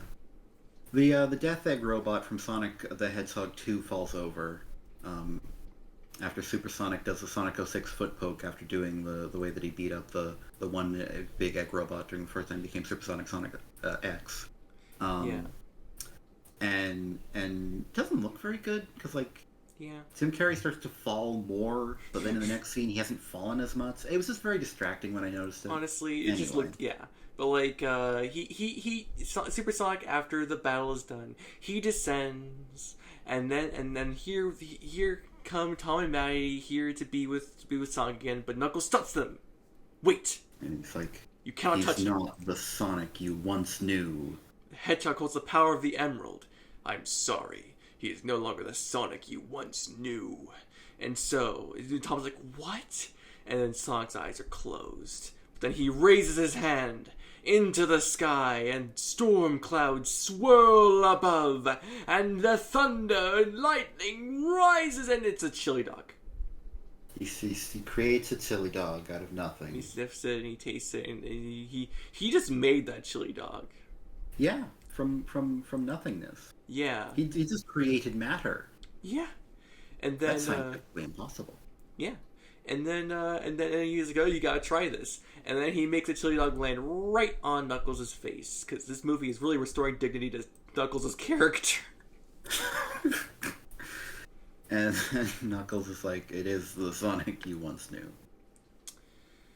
Yeah. And then Sonic depowers, and the Chaos Emeralds fly up, and we don't follow them? No, they just kind of go. They fly away. I assume they probably scatter like the Dragon Balls. Yeah. But we don't see them scatter, and they're so tiny. They're way smaller than Dragon Balls. Yeah. And so I guess they'll be scattered around the Earth, probably in the next film. Yeah. Because again, I had read, because I didn't care about spoilers, I had read that after the movie, Knuckles puts the Chaos Emeralds back together into the Master Emerald. This does not happen. Yeah. Knuckles takes the Master Emerald shards and he reforms them into the Master Emerald. But the Chaos Emeralds are not among the pieces. They are still separate. And so the status quo seems to be that the Master Emerald is its own thing, not really sure what powers it has independent of the Chaos Emeralds. Yeah. The Chaos Emeralds are somewhere. Vaguely not here. And Knuckles states, I've spent my whole life questing for this. He states about this thing that kind of was just something he started after he was a kid. I mean, like, his people were questing for it, and he was, like, in on that quest. I guess so. Yeah. You know, it's the quest he was raised on. Yes, and now he has the Master Emerald. Now they have the Master Emerald. What do they do with it? What next? And then Tails lies out his fucking ass. I don't know what the heck Tails talking about here. There were once 2 orders of heroes. What? Who protected the galaxy from those who would use the emerald for evil. What? No. The backstory you read, Tails, and you read it out loud, was that there were the Owls, the Order of Heroes, and they stole it away from the people who created it, the Echidnas. A fearsome group of warriors. There was no mention of a second group of heroes. I assume he's talking about the echidnas, but they have not been referred to in a heroic light ever in this entire film or the previous one. And Knuckles says, but they, those two orders, they have all passed on to the great battleground in the sky. Honor. Valhalla. And Sonic says, so we start a new order, the three of us. And Knuckles says, this is no like... I think they're going to, but... Yeah. They have to make a vow to use their powers to keep the universe safe. To watch out for each other. And Knuckles says, our new tribe. And Tails like, oh, I know, a Destiny. Power Bump. Destiny. It's an Earth custom, an unbreakable promise. And then Tom and Maddie Power Bump, and then Knuckles, Sonic, and Tails Power Bump. And Knuckles' hands are very large. They're very large, and he doesn't actually punch their fucking arms out. Which I expected. Me I expect too. them to do a gag where he just hit way too hard because of the way handshakes went. Also, he shook Sonic's hand on the beats earlier, and he was like, oh, my hand, it hurts! Yeah. What is with that handshake? Yeah. Yeah. But And then that's we the cut climax of the to film. Yeah. to baseball. Yeah, there's a whole scene where it's like, Knuckles does not understand baseball. Knuckles does not understand sports. Knuckles is being written really terribly. And then he punches the ball and declares he wins. Mm-hmm. And Maddie is like, the red one makes me chuckle or whatever. He cracks me up in a way that was a very just jarring line read. Yeah. He cracks me up, and it felt very unnatural. I don't know, man. Maddie doesn't get a lot in this film. Like, yeah. In her it's the girls' action scene. She just kind of wanders around, and then Rachel does it all. And like Rachel deserves some, lots of focus, but I think Maddie could have done more in her own break-in sequence. Anyway. Yeah.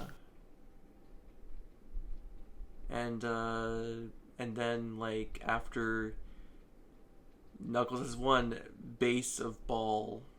Which... That is a direct quote of him. He says base of ball. Base of... Which no one has said. He just apparently heard baseball. And then he is like, I am not an American, so I will not understand this American pastime. Also, even if you were deconstructing it and trying to describe it, you'd say ball of base. Yeah. He is having the fun. What is ice cream? What is fun? Does it have grapes in it? Look, he referenced grapes. Grapes. It's like Sonic. It's like the games. In the bios of Knuckles released in ancillary materials, he is said to like grapes. It's never come up. It's never come up. It's never come up. In any game. Yeah. And I don't care.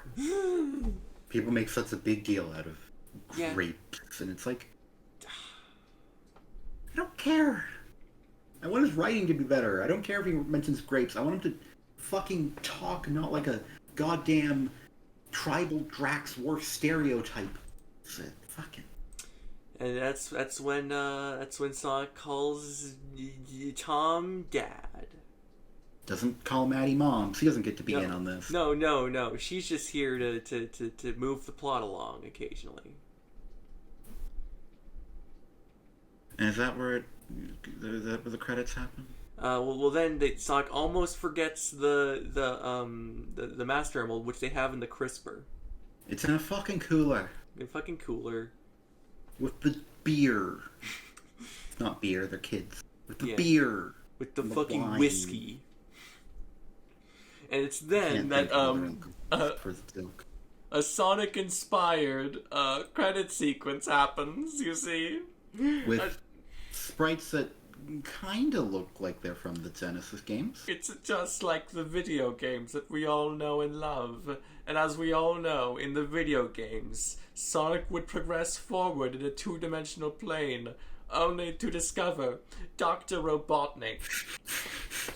right there in the plane of field, and of course, once Sonic has encountered Dr. Robotnik in the video games, as we all very well know, once Sonic discovers Robotnik, he stops, and then the little portraits show up on the screen. Yeah, and the dialogue happens in the Sonic games from the Genesis. Yes, little hexagonal portraits. Sonic is like, Eggman, and Robotnik is like, hello, Hedgehog, did you miss me? And it's just like in the video games when hexagonal portraits would happen with dialogue beneath them. You know, Sonic. It's just like in the video. You see, these are my friends. The people who made this movie are my friends. They know about video games, and I like video games, which means we're best friends. I think just the way the first movie did it, the first credit sequence is the one that has a lot of production values comparatively for a credit sequence. And then it cuts to Gunn clearing out the wreckage. Yeah. There's this secretary type character who's like, we didn't find him in the wreckage, and Commander Garden is like, no one could have survived that crash. But then there's Agent Stone. And then Agent Stone was there. We just didn't mention any of his scenes because they were all completely disposable. He pulls his mask down, and it's like he was in the robot, and he survived the crash, so you know Robotnik did. Yeah. As if there was any doubt. And then the agent talking to the Commander Garden, who has this look on our face like, oh, I'm doing the sequel tease, I'm doing it. Yeah. Sir, there's something else. Oh, yeah. Because while they were clearing Robotnik out of their database, I assume to avoid accountability? They found something. Oh. A file buried deep in our system and dating back over 50 years. That's how the computers work? Yeah. Sometimes files just like they fall down in between the cushions, and it's like, how'd this get in Robotnik's personal files? And silly. Commander Olive Garden says, what was it? And she says, coordinates, sir. Coordinates to what? A secret... He is so clueless. Right up until the reveal. A secret research facility that we're cutting to right now. It was a black site, sir. And there we could see someone worked very hard to keep this hidden. And there we could see just Shadow the Hedgehog in his cryogenic chamber. And we hear Commander, my God, Project Shadow. And like, he was so oblivious until it was completely... It's the thing, it's like... He doesn't seem to have any idea what's going on. But then, the moment it's narrowed down exactly, so it can only be Project Shadow is like, my God, I know exactly what we're talking about. Project Shadow. After you've really done a lot of help for me here, just give me a real big hand. 50 years ago. I don't know what happened 50 years ago. But it's coordinates from 50 years ago. Why would something be 50 years ago? Well, it was a black site. A what? Someone worked very hard to keep the secret. Oh, my God. Project Shadow. I'm just imagining her holding up the Project Shadow logo. You know, it kind of looks like a biohazard warning a little bit. Oh, my God. Which wasn't in the tease. It just, like, it was kind of red on the top. And it was like... Yeah. It looked like the tube he was created in from Shadow the Hedgehog. Yeah. Except it was completely vertical rather than one that, like, could go up and down horizontally. And it came out of the ground, and he's there, and his arms are bound, and then he opens his eyes, and there's orange lightning, because that's the color of his lightning, because everyone needs to have their own lightning, except for Tails. I guess Tails' gear and equipment had yellow lightning. And when he was flying at the beginning of the film, he's like going way faster than he ever does in the rest of the movie. And yeah, he goes very fast right at the beginning, and there's a yellow streak. Yeah. Like, and sometimes, you know, there was a time when Knuckles was going very fast, but he mostly doesn't go fast. Yeah. They just sometimes are going kind of fast. Anyway. We've now covered the fucking movie. Yeah. So I'd give it, like, 4 or 5 out of 10 if I were to rate it. Mm-hmm. You know? I'd give it, like, a 3 or a 4 out of 10. Yeah. I described it earlier as being a Seiki 5. A shaky 5. Yeah, because sometimes you like giving something a solid score. Yeah. Not a It's solid not a 5. solid- No, this is a Seiki 5, maybe even just a 4. Because overall this wasn't very good. Like, No. and I do want to just talk like sort of overall. I think the idea of the relationship between Tom and Sonic is way more believable here. Yeah. But in the previous movie, Tom and Sonic were the primary characters who interacted. Here, they have just a few scenes together, and it's mostly Sonic and Tails, and I don't think that relationship works great. No. Just because there isn't really much, like, Tails just doesn't do anything, you know? Really doesn't. Really doesn't. I would very much like if Tails got an arc in the movie that, like, you know, because the teaser character, the reveal of like, oh, what are they gonna bring in for the next movie was Tails. Tails was the Nick Fury. Yeah, and then the real marketing puss was Knuckles, and Tails got completely forgotten. Yeah, and in this poster that we have here on the stream, you don't see Colin O'Shaughnessy's name credited there. No, even though she was there right when they were teasing a second film of like... She was there. She's still there. No talking from Sato. Yeah. So presumably they are free to, I don't know, cast Adam Driver. Adam Driver, Keanu Reeves. My money, I'm not actually betting, but my metaphorical rings are on Adam Driver. I just think that's who they'll go for, because he was a dark, broody guy in Star Wars. Yeah. What's your Keanu Reeves argument, just for the record? I think because, Keanu Reeves has range. He's also kind of, like, got a dark kind of vibe to him at times. Yeah. And, like, people love him and people love Shadow. He was very specifically referenced. Yes, in the first film. And, you know, maybe Keanu Reeves would have the star power to make people who aren't Sonic fans excited about Shadow film. Because the thing is... Yeah, this is something I want to talk about, too. Yeah. So, with the previous film, they teased the sequel with Tails, but then the big marketing push was with Knuckles. And the thing is, why that worked so well is because everyone loves Knuckles. Knuckles is a big deal. Knuckles is a huge big deal. He's a big icon. Very, very popular among specifically black folks as well, and black fans of Sonic. Yeah. Because, you know, there's been a long-term connection culturally between Knuckles and just, you know, rap and just hip-hop. Black culture and all that. And, you know, so there was a huge celebration, I remember, from specifically not just Sonic fans, but just black people in general who were really excited when they heard that Knuckles had been, or Idris Elba had been cast as Knuckles. That's not how you don't say it the other way around. Yeah. You say actor than character. I know how words work. Yeah. And like in general, like people remember Sonic, Tails, and Knuckles. Like those are the characters from when Sonic was biggest, you know. And Knuckles has always been really, really popular. He's always been a huge favorite among people who, you know, just didn't keep up with Sonic in the later years after things, you know, kept going. You know, a lot of people just didn't stick with Sonic. Yeah. But they still had, you know, that love of Sonic in their heart, and I think that's a big reason why the first Sonic movie did well. And it's definitely a big reason, and the love of Knuckles is why the second movie did even better. And the thing is, and I think this is something that Sonic fans are going to take for granted because they don't really get out much, but like, the thing is, Shadow doesn't play as well as Knuckles does, like, in terms of, like, public mass appeal. And like, let me try and draw this out for y'all. Let me try and paint a picture. The Sega Genesis was a big hit. People bought Sega Genesis. So then, what about Shadow?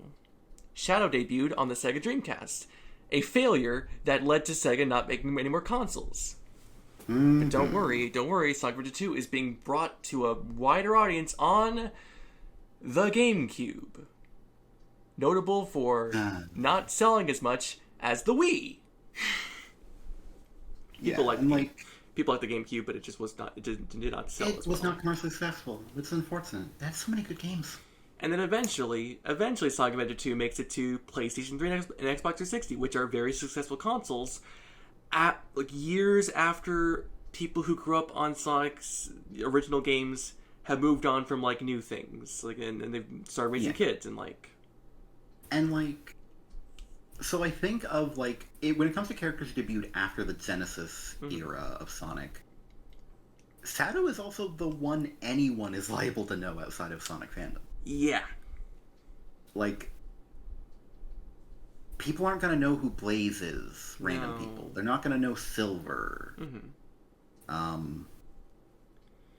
Introduction of new characters really slowed down after the Dreamcast also. Yeah, that too. Cream. And at that point, they have to hope that by sheer inertia, from being the threequel to the most successful video game film franchise ever, they have to hope by that point that they are the product that people are coming to, and not not just on nostalgia. Their character appeal, because that's definitely what they've been marketing on. And while Sonic fans definitely have nostalgia for Sonic Adventure 2 and for Sato, I don't know how much marketing post Sato will give you. And they can't just rely on Knuckles again. They already did that. Yeah. They had their big everyone is excited about Knuckles moment. You don't get a second one. Yeah, maybe they could have spent this movie with Tails, because people know Tails. Yeah. And then left Knuckles for oh shit, threequel. Yeah, but even with Knuckles being here, jumping to Sato feels short-sighted, because honestly, what I was expecting, what a lot of people were expecting, was Metal Sonic. Yeah. Because Metal Sonic is something people know and would have excited people, but won't excite anyone now that we've had Sato. Yeah. Because we already have Sato. We do. We already have the Hedgehog rival of Sonic, who is also fast. Yeah. And honestly, there's this I like Metal Sonic. Me too. I wouldn't be excited for Metal Sonic after this. After already having Sato. It's a come down. There's a reason why things happened in the order that they did, because it was build up. It was building. They were building to Shadow. There's a reason why we haven't really done another serious rival. It's that he's a racing rival. He's for fun and games. Yeah.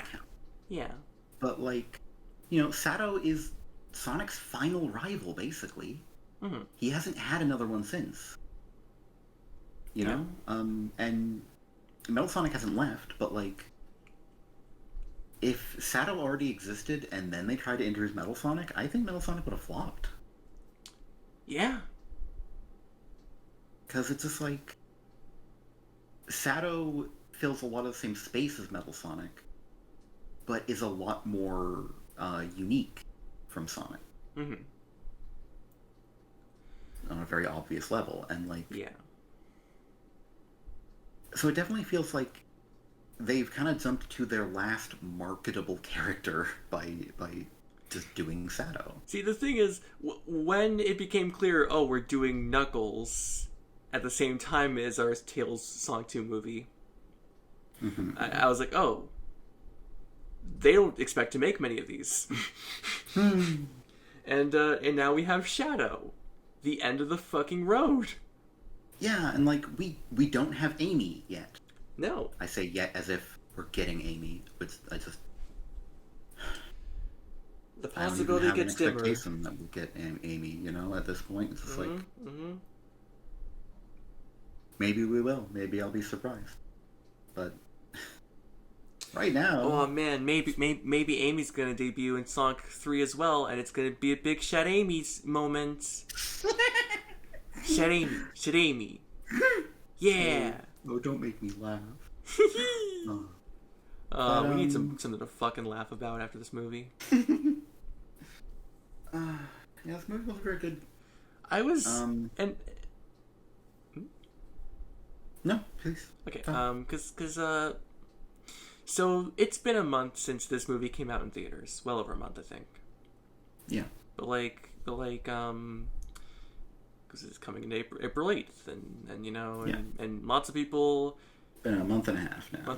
And lots of people have, went out to see the movie in theaters, which I made no secret to anyone I spoke to about it. I thought was a bad idea. But they did it anyway.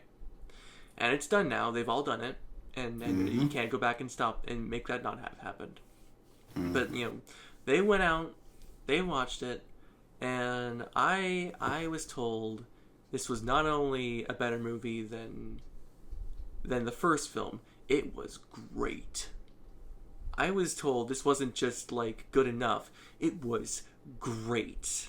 And I just don't know how to feel after having actually watched it and just finding, like, some improvements here and there, but, like, what's going on here? Like, what's the part where I'm supposed to connect? Where is that? Where am I supposed to latch onto? The part I connected to the most was just, like, near the beginning when Sonic and Tom and Maddie were just kind of feeling like a family during that little silly airport scene. Yeah.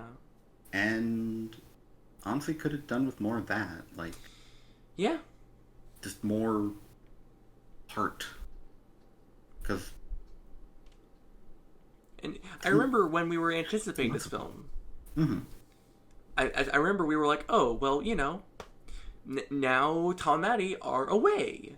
And so Sonic and Tails and Knuckles are going to be off in this nice, sequestered, just isolated area where we can enjoy them and not have to think about Tom or Maddie.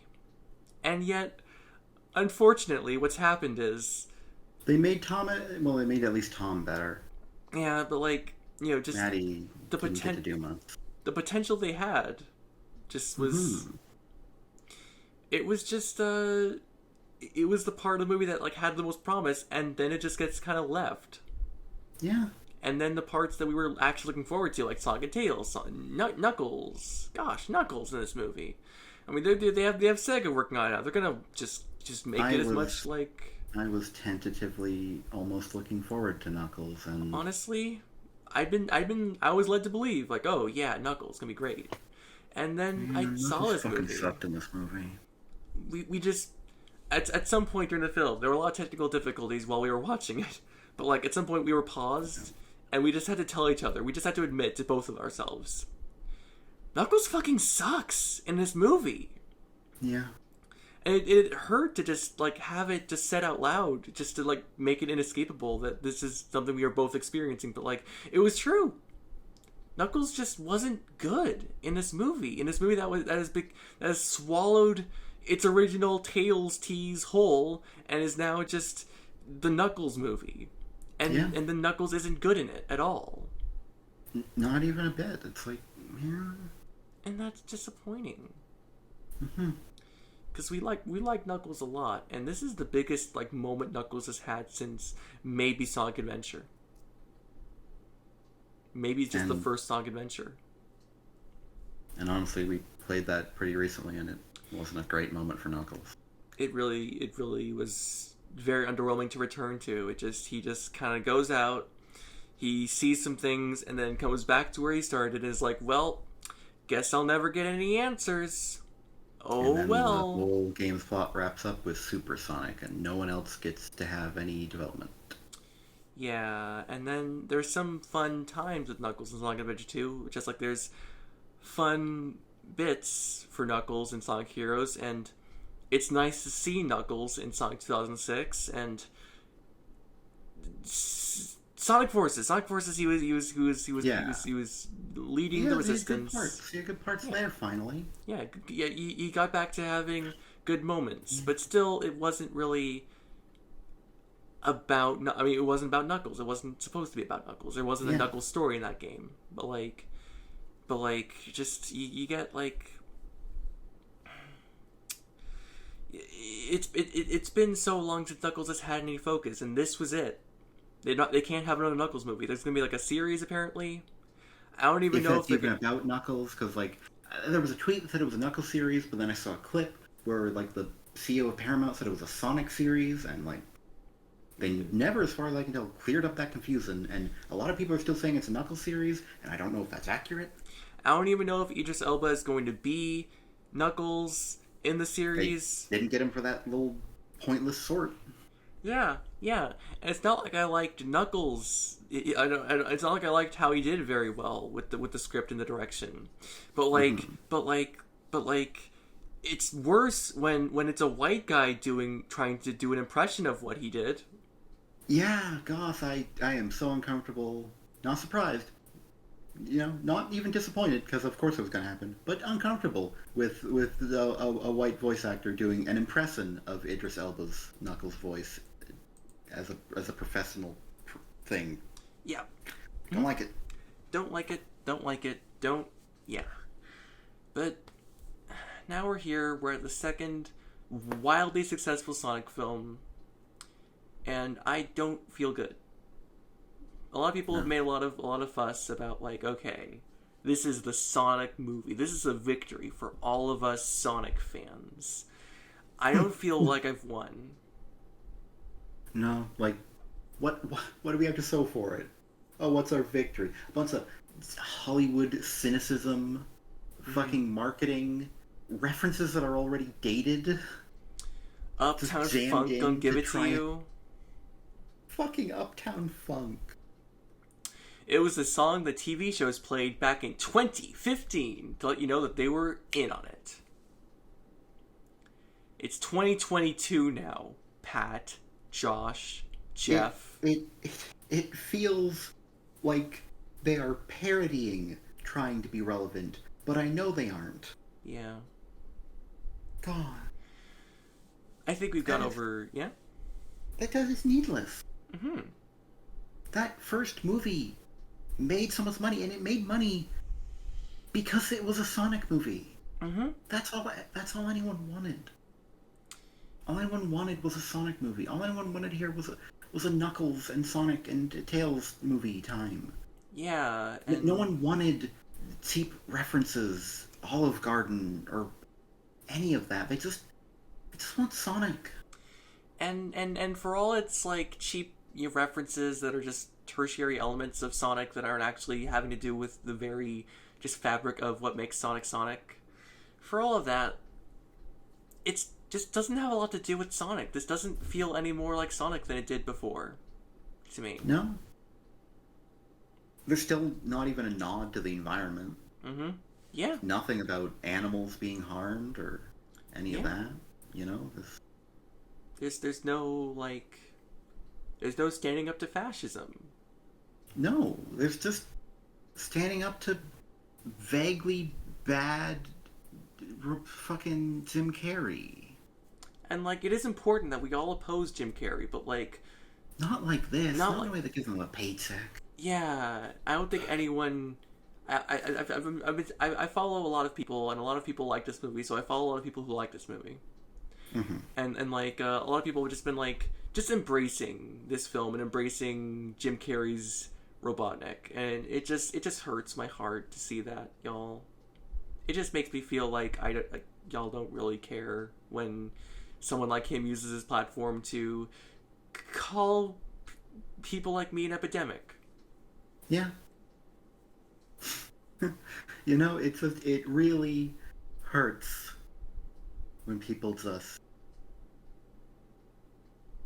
accept that and promote that and embrace that. But here we are. Here we are. In this, I think, just wrapping up towards the end of our review.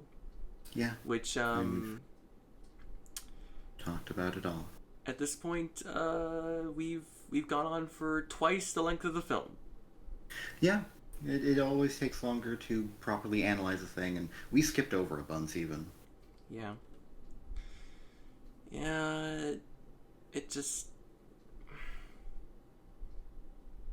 I wish I could have been happy here. I wish I could have. I wish I could have been like, you know what, y'all? I feel a little silly about all the tweets I made about how bad this movie was gonna be. I feel like, maybe I was too hard on that first movie. Like, I wish I could say, I sure talked a big game about how Chip and Dale Rescue Rangers wasn't gonna be better than this movie, and ultimately, Chip and Dale Rescue Rangers wasn't a good movie either. But I'd rate it above this. Chip and Dale Rescue Rangers. The 2022 film, to be clear. Yeah, the 2022 film. Not the beloved cartoon. Not the beloved cartoon featuring Gadget. Which would probably easily rank above this. Oh, absolutely. Yeah. If you're wondering, I'd probably put Rescue Rangers below it just because it made me very uncomfortable a lot. And this movie also made me uncomfortable, but it never got my hopes up. Because Rescue Rangers did have, like, moments that were better than anyone moments. It had genuine heart. Yeah. It had higher highs, of like really making me feel like, oh, we're doing something. And then it dashed my hopes. Whereas the Sonic movie never dashed my hopes. Because I never had your hopes. I was never under any illusions with this movie, so... yeah. I never felt a moment where I was like, oh, wait, this is it. This is where the movie's getting good. I'm here now. I'm with it. The only time I felt something close to that was the scene at the beginning with the little airport skit. That was the most happiness I had. Because while I do maintain that Rachel was the best part, the movie had been so bad to me by that point. It's just such a bad movie that even though I was looking at it and was thinking, like I should be really enjoying this, I couldn't actually bring myself to be excited about it in the moment. I cracked a pretty big smile at What a Woman. I was like, But like, I can see where you're coming from there. Yeah. But just yeah. So I feel like we have to leave with something like inspiring. If you want to watch a good film, I don't recommend Chip and Dale Rescue Rangers 2022 film, but I do recommend Deadpool, which is free on Freevee. Yeah, you gotta watch ads. You can even skip to the ads, watch them through, and do them all, and then go back to the beginning, and then just watch the movie through. It'll like interrupt you whenever the ads come with like a flash of an ad, but it won't actually play the ads because you've already watched them. Yeah. And you can just watch a good movie. Yeah. Easy 7 out of 10, if not higher. It had problems, but like... It had problems. It was a fucking Deadpool movie. What do you expect? Yeah, but like... Also, it was a Ryan Reynolds movie. What do you expect? God. But like, it ultimately... Seen some movies that man's in. Ultimately, that was a movie with a heart. That was a movie that knew what it wanted. That was a movie that had fucking standards. It had class. More class than Chip and Dale Rescue Rangers.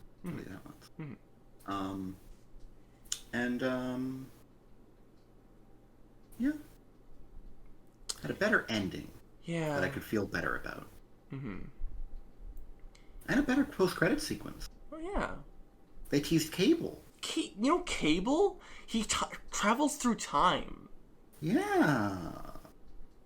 God. Oh, that movie had Colossus. I love him. Oh man, I love Colossus. Yeah. He was a silly, strong guy, but he had like he was fun. He was not like bad the way Knuckles is in this movie. His whole thing was that he was very large and very Russian. Yes. And I can handle that. Yeah. We didn't enjoy this movie, and we're probably not going to talk about it much. There will be a third movie. We'll probably review that too. We're probably not going to be talking any further about any scenes of this movie in our further streams. It's not going to be like, oh, remember this part? Oh, let's run through this part. And we're probably just going to say we're probably not going to be able to, like, join in on, like, other fans of Sonic just, celebrating the film and celebrating their enjoyment of it. Like if you talk to us about the film in chat here, we're probably not gonna be able to be very fun about it. We're just probably say like we didn't like it and we're not really interested in talking about it. It wasn't good for us. Yeah, It turns out when you don't like something, you probably don't want to talk about it. Yeah, and Generally speaking. I don't feel like talking anymore about this movie. So Yeah. if you're still watching and you haven't done it yet, please give us a follow. We're going to be streaming. I just have one thing. Yeah. A lot of times, sometimes people will just talk about a thing they really, really don't like, and I've seen people get just so consumed Yeah. with their hatred of something, and they just keep bringing up a thing they don't like. And like, I've been guilty of it. I'm not perfect. I make mistakes, and that's a mistake. And I don't think you should do that. If you don't like something, if you don't like talk, if it doesn't make you feel good, if it makes you feel bad to talk about it, and you just passionately go on about how much you hate it, and it just hurts. I need you to stop. For yourself, not for me. It's not healthy, and it's just going to hurt you more. And that's why we probably won't be talking about this movie beyond this review. Yeah. There's a lot we love about Sonic. We actually tend to like more Sonic games than most people do, I think, by volume. Yeah.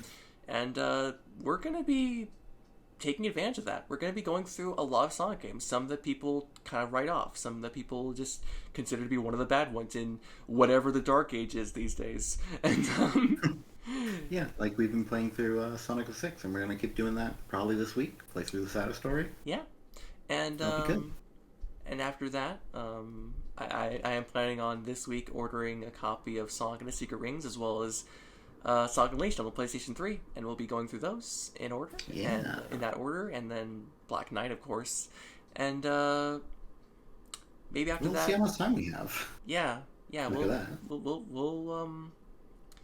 We'll see where we are on PlayStation Quintuple acquisition. Yeah. Frontiers is coming. And we'll be hoping to get that in time. But for right now, if you haven't yet, please feel free to leave us a follow. And we try to stream on Tuesdays like today, and Thursdays like 2 days from now, and and we sometimes like have a flexible loosey goosey. So we'll just stream sometimes, and if you watch us, if you follow us. Yeah, if you follow us, you'll be notified, hopefully. And we also have a YouTube channel. If you're watching us on YouTube, hello. Thank you for watching. Our VOD channel is linked to on our Twitch channel, so and you can feel free to subscribe, like, or even leave a comment. Cluster reads those. I get them occasionally, and I'll even respond when appropriate. Yeah. So yeah. I hope whoever you are, if you're listening, that you have a good day. Yeah. I hope that if you watch this film, that you probably enjoyed yourself more. I hope, because I would like it if you had an enjoyable time in general. And it's good when people have a good time. And my hope certainly isn't like, oh, I want everyone to hate this movie. I want everyone to be angry every time it comes up. Like, no. I would very much like it if more. I like it when people are happy. Me too. Even if I can't join in, I just, sometimes it's just not for me, and I'll just look away or scroll away or whatever. It's fine if some people are happy about a thing that I don't like. Yeah, I think about sums it up. I'm Felicia Rondo, and that's Cluster over there. It's been a time. Thanks for hanging out. Yeah. We'll catch y'all later. Bye for now. Bye for now.